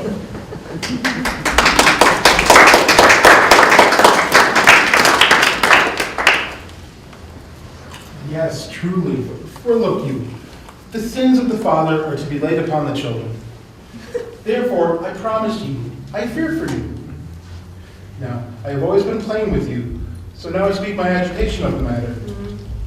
Therefore, be of good cheer, for I truly think you are damned.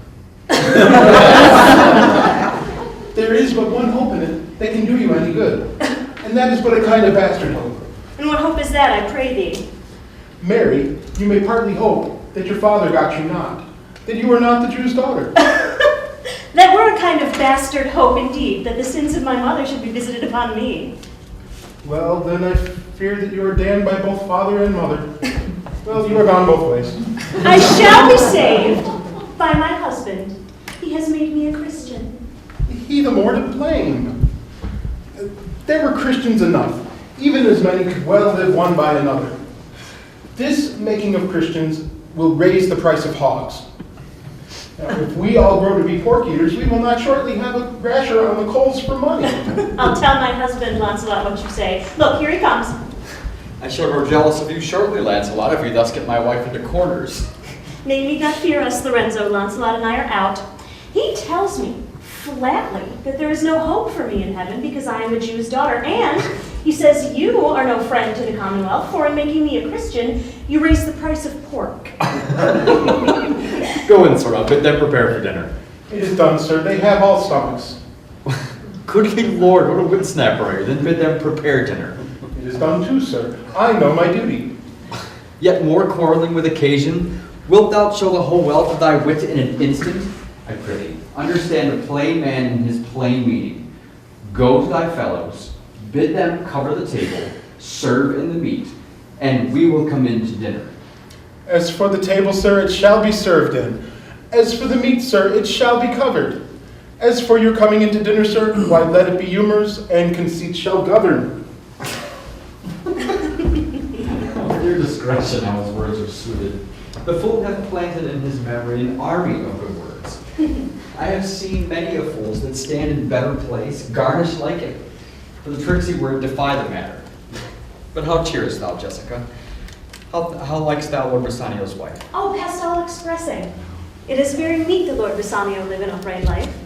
For in having such a blessing in his lady, he has the joy of heaven here on earth. And if here on earth he do not merit it, then truly he shall never come to heaven. Why, if two gods played some heavenly match, and on the wager lay 2 earthly women, and Portia one. Truly there must be something pawned with the other, for the poor rude world hath not her fellow. Even such a husband hast thou of me as she is for a wife. Nay, but ask my opinion too of that. Nay, first let us go to dinner. Nay, let me praise you while I have a stomach. Nay, let it serve for table talk. Then, howsoever thou speakst, among other things, I will digest it. Well, I'll set you forth.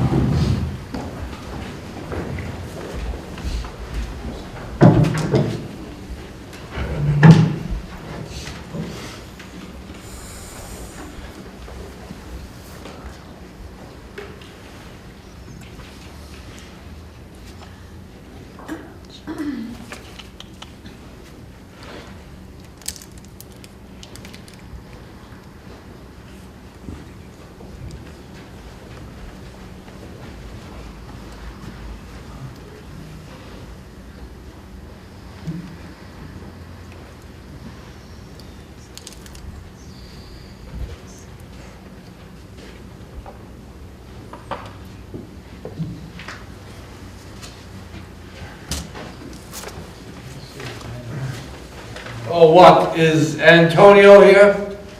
Ready, so please your grace. I am sorry for thee.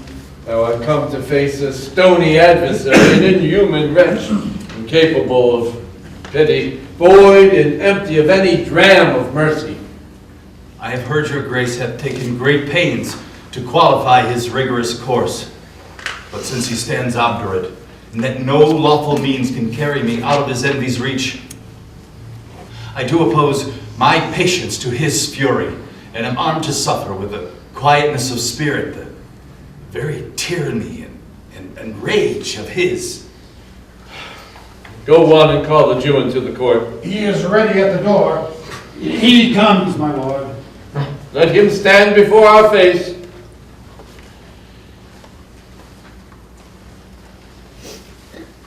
Shylock, the world thinks, and I think so too, that thou but leadst this fashion of thy malice unto the last hour of act. And then 'tis thought thou show thy mercy and remorse more strange than is thy strange apparent cruelty.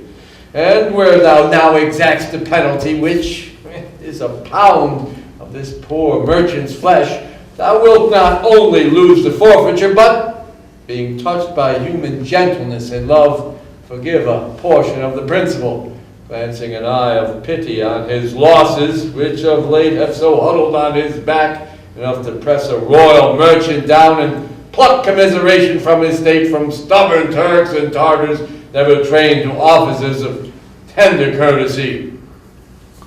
We all expect a gentle answer, Jew. I have possessed your grace of what I purpose, and by our holy Sabbath have I sworn to have the due and forfeit of my bond.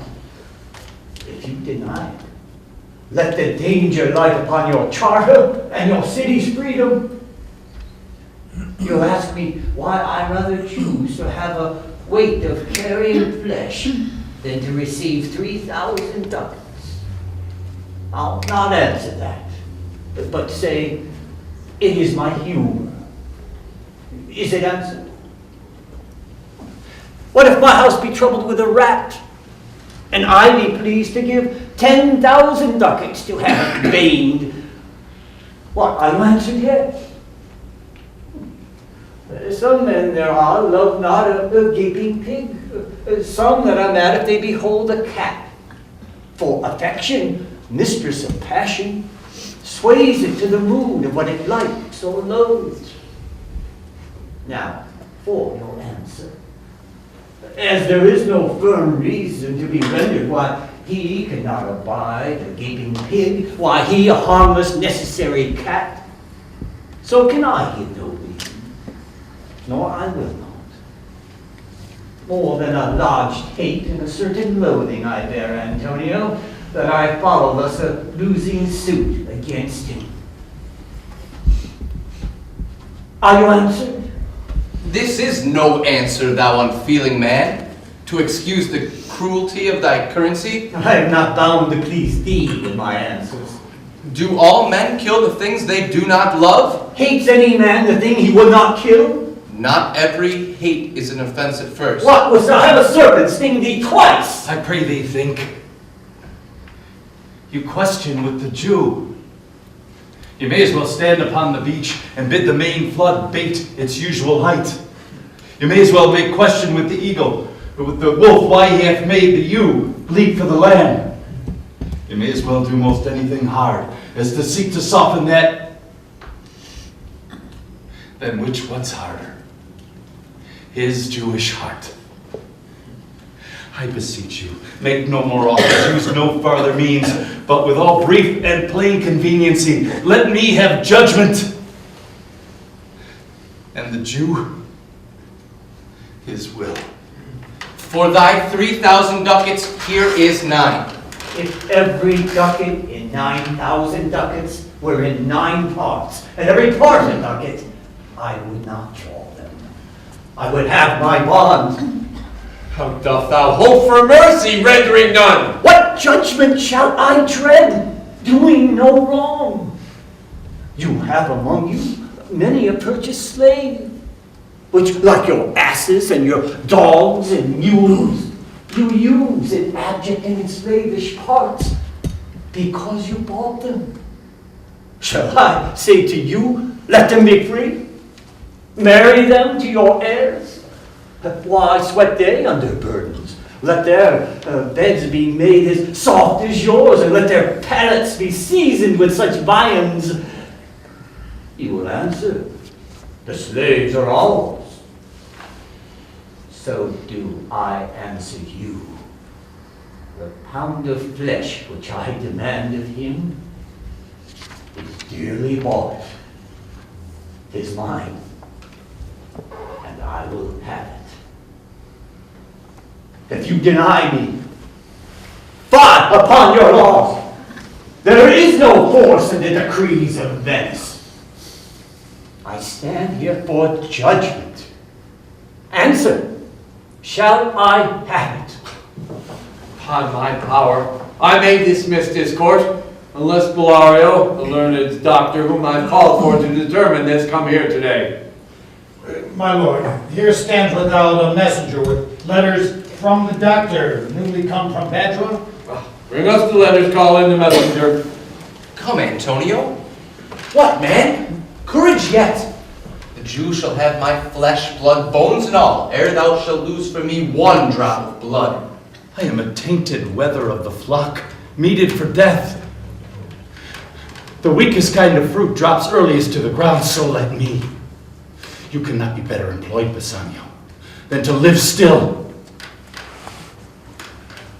and write mine epitaph.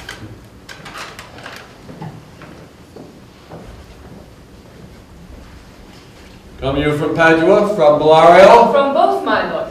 Bellario greets your grace. Why dost thou whet thy knife so earnestly?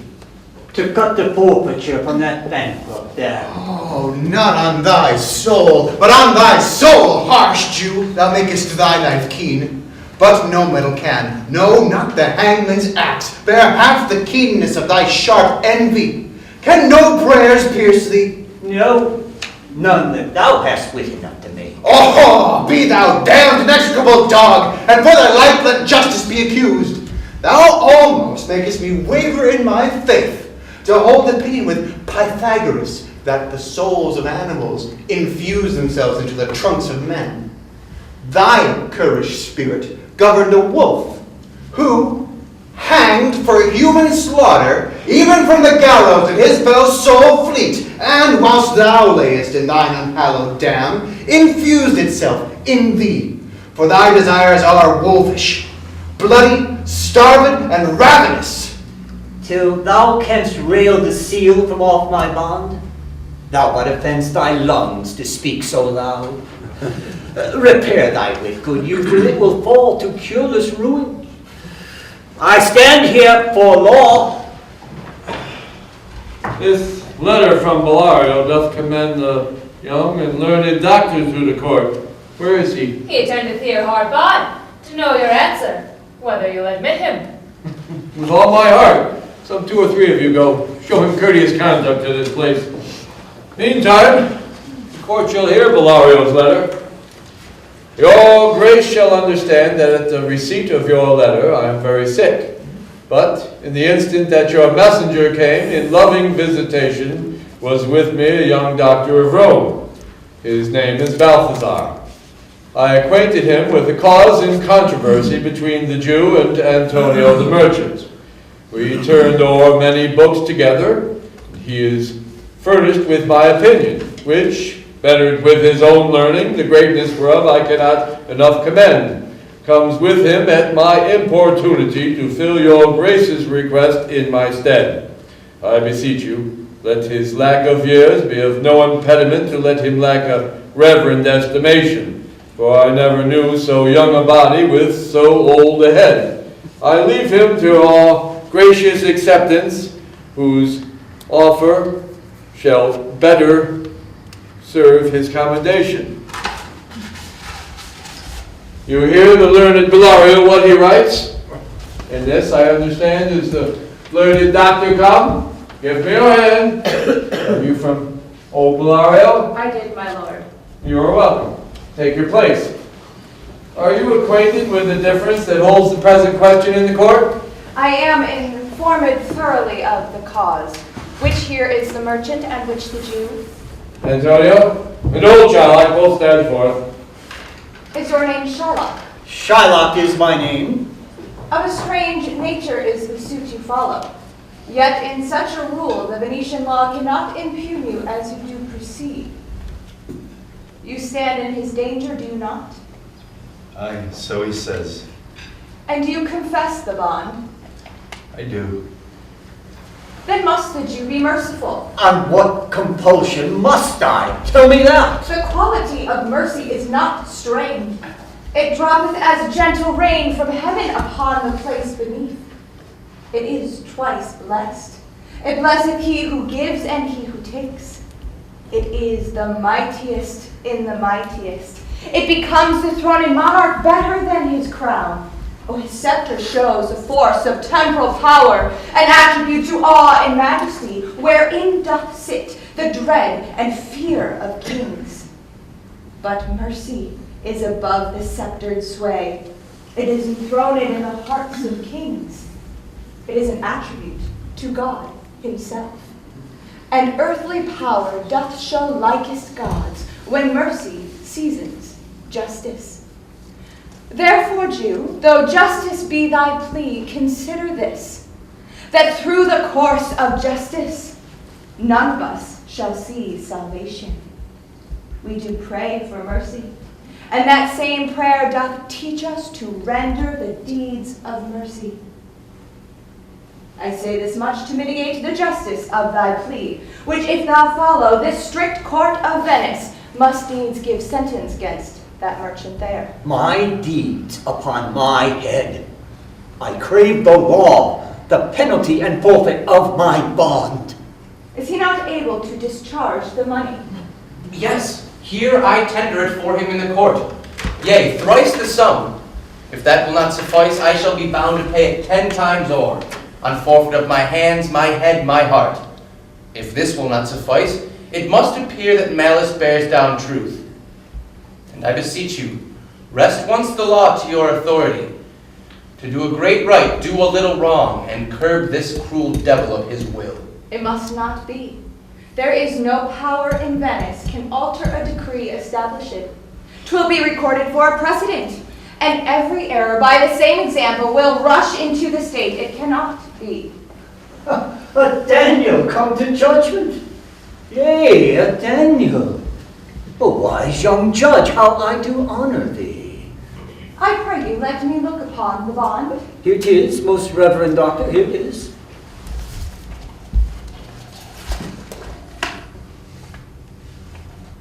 Shylock, there is thrice the money offered thee. An oath, an oath. I have an oath in heaven. Shall I lay perjury upon my soul? No, not for Venice. why then the bond is forfeit. And lawfully by this, the Jew may claim 1 pound of flesh to be by him cut off nearest the merchant's heart. Be merciful. Take thrice the money offered thee. Bid me tear the bond. When it is paid according to the tenor, it doth appear you are a worthy judge. You know the law, your exposition hath been most sound. I charge you by the law, whereof you are a well-deserving pillar, proceed to judgment. By my soul I swear there is no power in the tongue of man to alter me. I stay here on my bond. Most heartily do I beseech the court to give the judgment. Why then, you must prepare your bosom for the knife. Oh, noble judge! Oh, excellent young man! For the intent and purpose of the law hath full relation to the penalty wherein here appeareth due upon the bond. 'Tis very true. O wise and upright judge, how much more elder art thou than thy looks? Therefore, lay bare your breast. Aye, his bosom, so says the bond, doth it not, noble judge? Nearest his heart, those are the very words. It is so.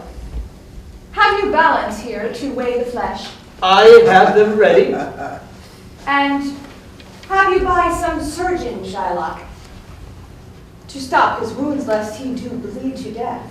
Is it so nominated in the bond? It is not expressly so, but what of that? 'Twere good you do so much for charity. I cannot find it.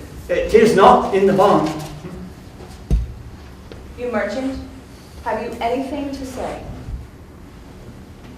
But little. I am armed and well prepared. Give me your hand, son. Fare thee well. Oh, grieve not that I have fallen to this for you. For herein fortune doth show herself more kind than is her usual custom. It is still her use to let the wretched man outlive his wealth, to view with hollow eye and wrinkled brow an age of poverty, from which this lingering benefits of such misery. Doth she cut me off? Commend me to thy honorable wife. Tell her the process of Antonio's end. Say how I loved you. Speak me well at death. And when the tale is told, bid her be judge whether Bassanio had not once a love. Repent but you, that you shall lose your friend, and he repents not that he pays your debt. For if the Jew do cut deep enough, I'll pay it instantly, with all my heart. Antonio, I am married to a wife which is as dear to me as life itself. But life itself, my wife, and all the world are not with me esteemed above thy life. I would lose them all. I sacrifice them all here to this devil to deliver you. Your wife would give you little thanks for that if she were by to hear the offer. I have a wife, whom I protest I love. I would she were in heaven, so she could entreat some power to change this currish Jew. 'Tis well you make the offer behind her back. This wish would make us an unquiet house. These be the Christian husbands. I have a daughter. Would any of the tribe of Barabbas have been her husband rather than a Christian? We trifle time. I pray thee, pursue sentence. A pound of that same merchant's flesh is thine. The court awards it, and the law doth give it. Most rightful judge. And you must cut the flesh from off his breast. The law allows it, and the court awards it. Most learned judge. A sentence. Come. Prepare. Tarry a little. There is something more. This bond doth give thee no jot of blood. The words expressly are, a pound of flesh. Take then thy bond, take then thy pound of flesh, but in the cutting it, if thou dost shed one drop of Christian blood, thy good and thy lands are, by the law of Venice, confiscate unto the state of Venice. Oh, upright judge, marked you a learned judge. Is that the law? Thyself shalt see the act, for as thou urgest justice, thou shalt have justice more than thou desirest. Oh, learned judge, marked you a learned judge. I take this offer then. Pay the bond thrice and let the Christian go. Here is the money. Soft. The Jew shall have all justice. Soft, no haste. The Jew shall have only his penalty. Oh, Jew, an upright judge, a learned judge. Therefore prepare thee to cut off the flesh. Shed thou no blood, nor cut thou less, nor more, than just a pound. If thou cuttest less or more than a just pound, be it so much that makes it light or heavy in the substance, or in the division of the 20th part of one poor scruple, nay, if the scale do turn in the estimation of a hair, thou diest, and all thy goods confiscate. A second Daniel, a Daniel Jew. Now, infidel, I have you on the hip. Why doth the Jew pause? Take thy forfeiture.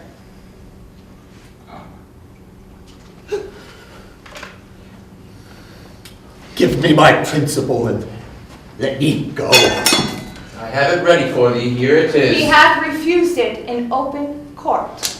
The Jew shall have merely justice and his bond. A second Daniel, still I say, I thank thee, Jew, for teaching me that word.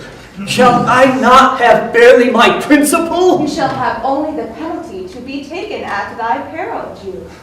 Why, then the devil give him good of it. I'll stay no longer question. Harry, Jew. The law doth yet have another hold on thee. It is enacted in the laws of Venice, if it be proved against an alien, then by direct or indirect attempts he doth seek the life of any citizen. The part against the which he hath contrived how it should seize one half of his goods. The other half goes to the privy coffer of the state. And the offender's life lies in the mercy of the Duke against all other voice. In which predicament I say thou standst. For it appears by manifest proceeding that by direct and indirect attempts too, thou hast contrived against the very life of the defendant, and hath incurred the danger by me formally rehearsed. Down therefore, and beg mercy of the Duke. Beg that thou mayst have leave to hang thyself. And yet, thy wealth being forfeit to the state, thou hast not left the value of a cord. Therefore thou must be hanged at the state's charge. So thou shalt see the difference of our spirits. I pardon thee thy life before thou ask it. For half thy wealth, which is Antonio's, the other half comes to the general state, which humbleness may drive unto a fine. I for the state, not for Antonio. Nay, take my life and all. Pardon not that. You take my house when you do take the prop that doth sustain my house.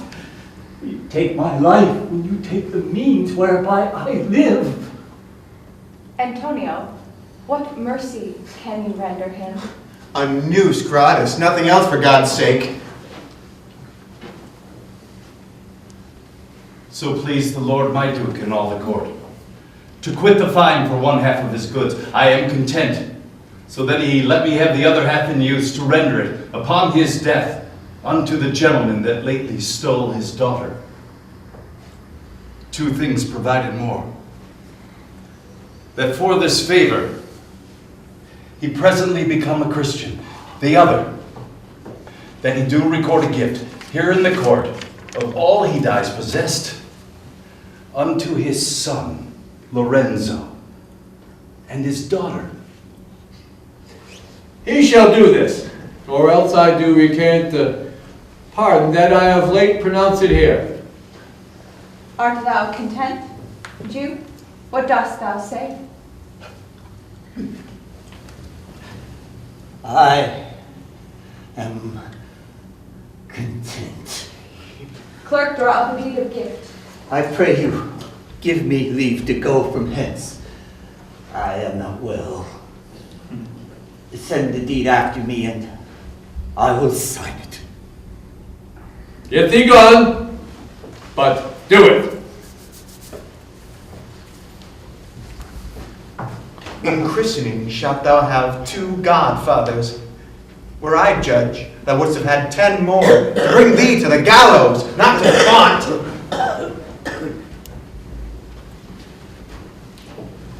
Sir, I do entreat you home with me to dinner. I do beseech your grace of pardon. I must away this night to Padua, and it is meet I presently set for. Well, I am sorry that your leisure serves you not. Antonio, gratify this gentleman, because in my mind you are much bound to him.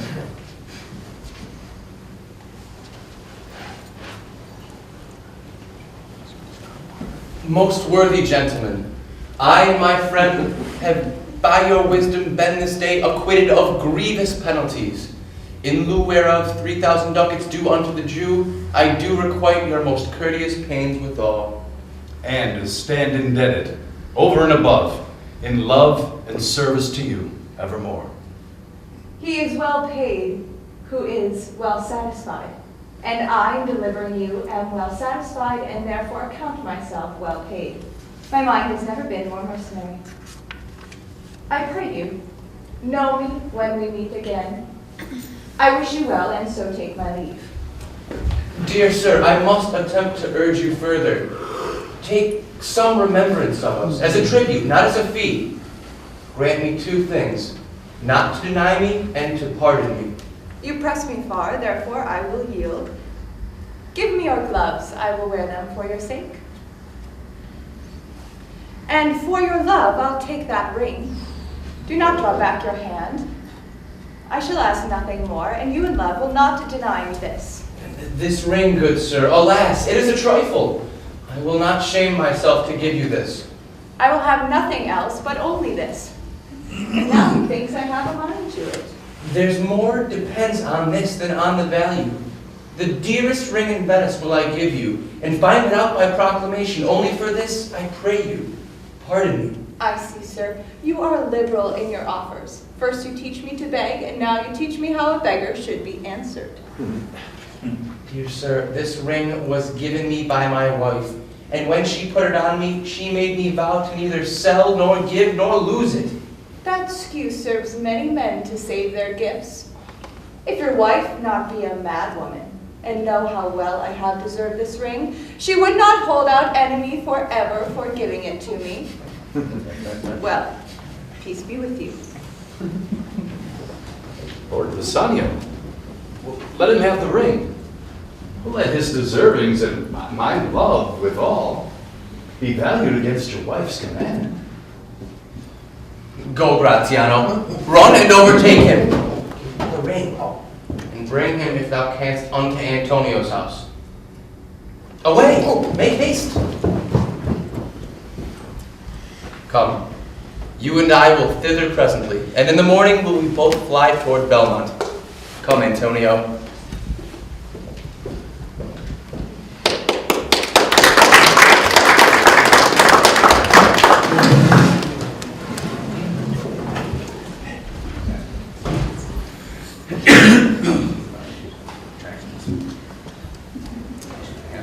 Inquire the Jew's house out. Give him this deed and bid him sign it. We'll away this night and be a day before our husband's home.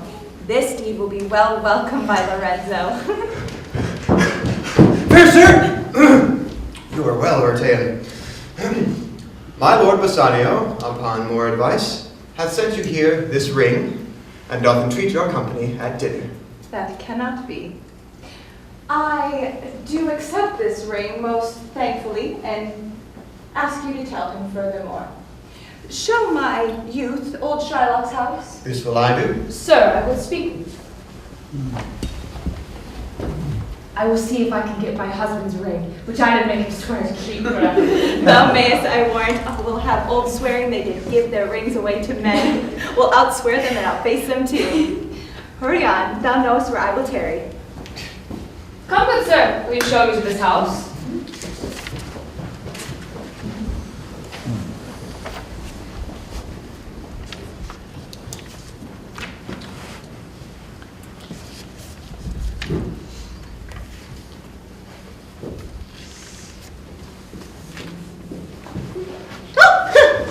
The moon shines bright on such a night as this. On such a night that pretty Jessica, with an unthrifted love, run from Venice as far as Belmont. In such a night did young Lorenzo swear he loved her well, stealing her soul with many vows of faith and ne'er a true one. In such a night did pretty Jessica, like a little shrew, slander her love, and he forgave it her. I would have known you did nobody come, but hark, I hear the footing of a man. Who comes so fast in the sounds of the night? A friend. A friend? What friend? Your name, I pray you, friend. Stefano is my name. I bring word my mistress shall before the break of day be here at Belmont. She does stray about by holy crosses where she kneels and prays for happy wedlock hours. Who comes with her? None but a holy hermit and her maid. I pray you, has my master yet returned? No, they are not, nor have we not heard from them. But go in, Jessica, and their ceremonies will let us prepare some welcome for the mistress of the house. Sola, sola! Sola, sola! Sola, sola! Master Lorenzo! Leave howling, man, here. Where? Where? Here. Tell him there's a post come from my master with his horn full of good news. He will be here ere morning. Sweet soul, let's in. And there expect their coming. And yet, no matter why should we go in? Friend Stefano, signify, I pray you. Within the house, your mistress is at hand. Bring forth your music into the air. How sweet the moonlight sleeps upon this bank. Here will we sit and let the sound of music creep in our ears. Soft stillness and night become the touches of sweet harmony. Come ho and wake Diana with a hymn. The softest touches pierce her mistress's ear and draw her home with music. I'm never merry when I hear sweet music. The reason is her spirits are attentive. A man hath no music in himself, nor is not moved by concord of sweet sounds, is fit for treasons, stratagems, and spoils. The motions of his spirit are dull as night, his affections dark as anguish. Let no such man be tried. Mark the music.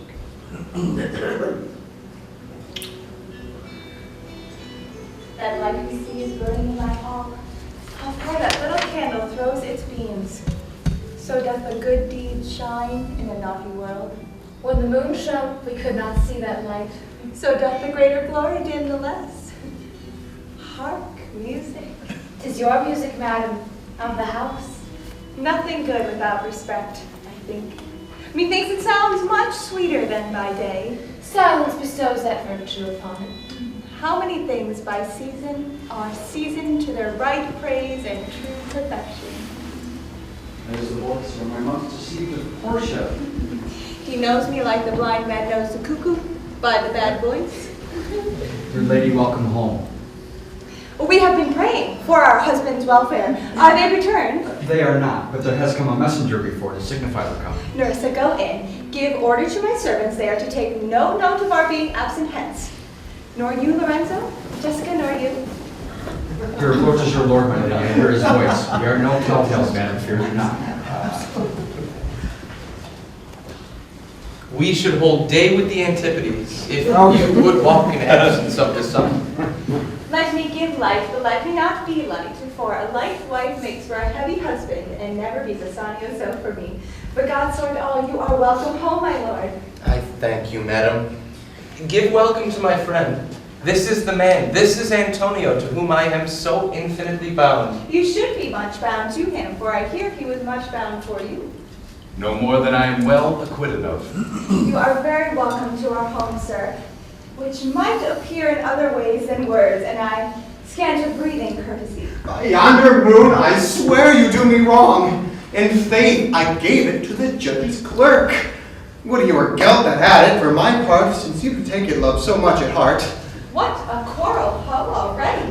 What is the matter? About a hoop of gold. A paltry ring, whose posy was for all the world like cutler's poetry upon a knife. Love me and leave me not. What speak you of the posy or the value? You did swear when I did give it you that you would wear it till your hour of death, that it should lie with you in your grave.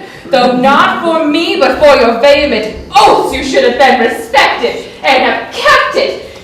Gave it a judge's clerk. No, God's my judge.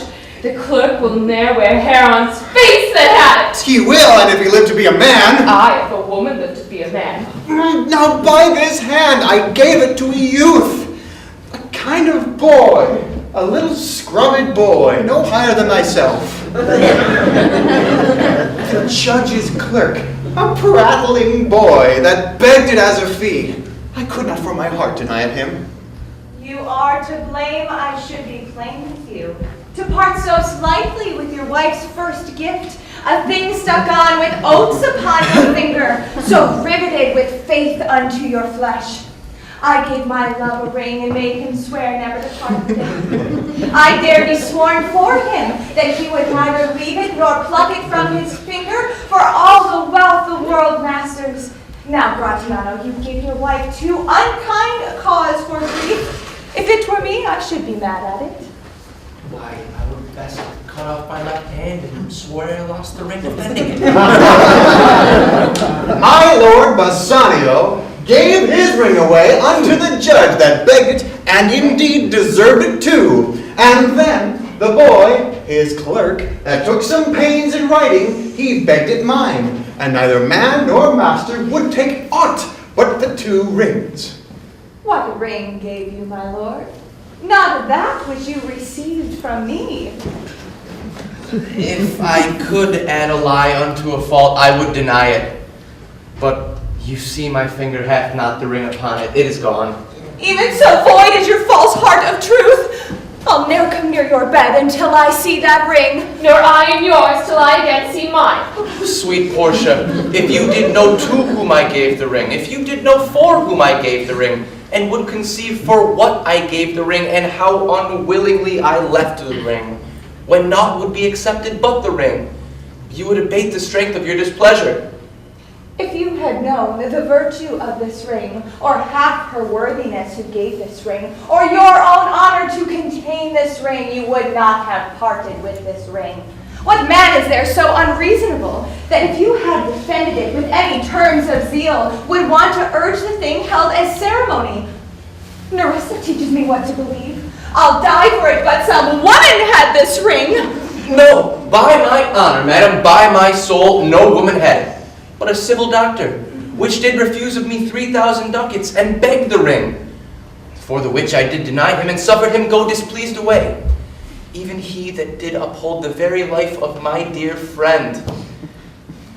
What should I say, sweet lady? I was enforced to send it after him. I was beset with shame and courtesy. My honor would not let ingratitude so much besmear it. Pardon me, lady, but by these blessed candles of the night, had you been there, I think you would have begged the ring of me to give the worthy doctor. Let not that doctor e'er come near my house, for he hath the ring I loved, which you did swear to keep for me. I'll become as liberal as you. I'll not deny him anything. No, not my body, nor my husband's bed. Know him I shall, I am well sure of it. Lie not a night away from home. Watch me like Argus. For if you don't, if I be left alone, by my own honor, which is yet my own, I'll have that doctor as my bedfellow. And I his clerk. Therefore be you well advised how you do leave me to mine own protection. Well, do you so? Let me not take him then, for if I do, I'll mar the young clerk's pen. I am the unhappy subject of these quarrels. Grieve not, me, sir. You are welcome, notwithstanding. Portia, forgive this enforced wrong, and by thine own fair eyes, wherein I see myself. Mark you but that? In both my eyes he doubly sees himself, in each eye one. swear by your deceitful self, and there's an oath of credit. Nay, but hear me. Pardon this fault, and by my soul I swear I never more will break an oath with thee. I once lent my body for his wealth, but for him that had your husband's ring had quite miscarried. I dare be bound again, my soul upon the forfeit, that your lord will never more break faith advisedly. Then you shall be his surety. Give him this, and bid him keep it better than the other. Here, Lord Bassanio, swear to keep this ring. By heaven, it is the same I gave the doctor. I had it of him. Pardon me, Bassanio, but by this ring the doctor lay with me. And pardon me, my gentle Graziano, for this same scrub boy, the doctor's clerk, in lieu of this last night did lie with me. Why, this is like the mending of highways in the summer, when the ways are fair enough. What, are we to be cuckolds ere we have deserved it? Speak not so grossly, you are all amazed. Lord Bassanio, take this letter, unseal it at your leisure. It comes from Padua, from Bellario. There you will find that Portia was the doctor, Nerissa there her clerk, and even Lorenzo will witness we set forth as you, and haven't but yet entered our home. You are well welcome. Unseal this letter soon. There you will find your 3 argosies have richly come to harbor suddenly.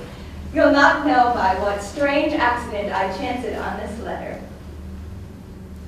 I am dumb. Well, were you the doctor and I knew you not? Were you the clerk that is to make me cuckold? I, the clerk who ne'er means to do it, unless he live until he be a man. Sweet doctor, you shall be my bedfellow. When I am absent, then lie with my wife. Sweet lady, you have given me life and living, for here I read for certain that my ships are safely come to road. Oh! How now, Lorenzo? My clerk hath some good comforts too for you. Aye, and I'll give them him without a fee. For you and the gentle Jessica, from the rich Jew, a special deed of gift, after his death, of all he dies possessed of. Fair ladies, you drop mine on the way of starved people. It is almost morning, and I am sure you are not satisfied with the events in full. Oh, let it be so.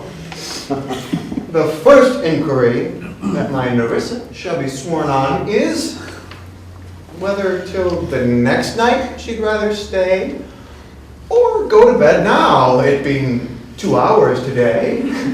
But were the day to come, I should wish it were dark, that I were couching with the doctor's clerk. Oh, well, while I live, I'll fear no other thing so sore as keeping safe Nerissa's ring. Oh. Let us go in and charge us there with your quarries, and we will answer all things faithfully.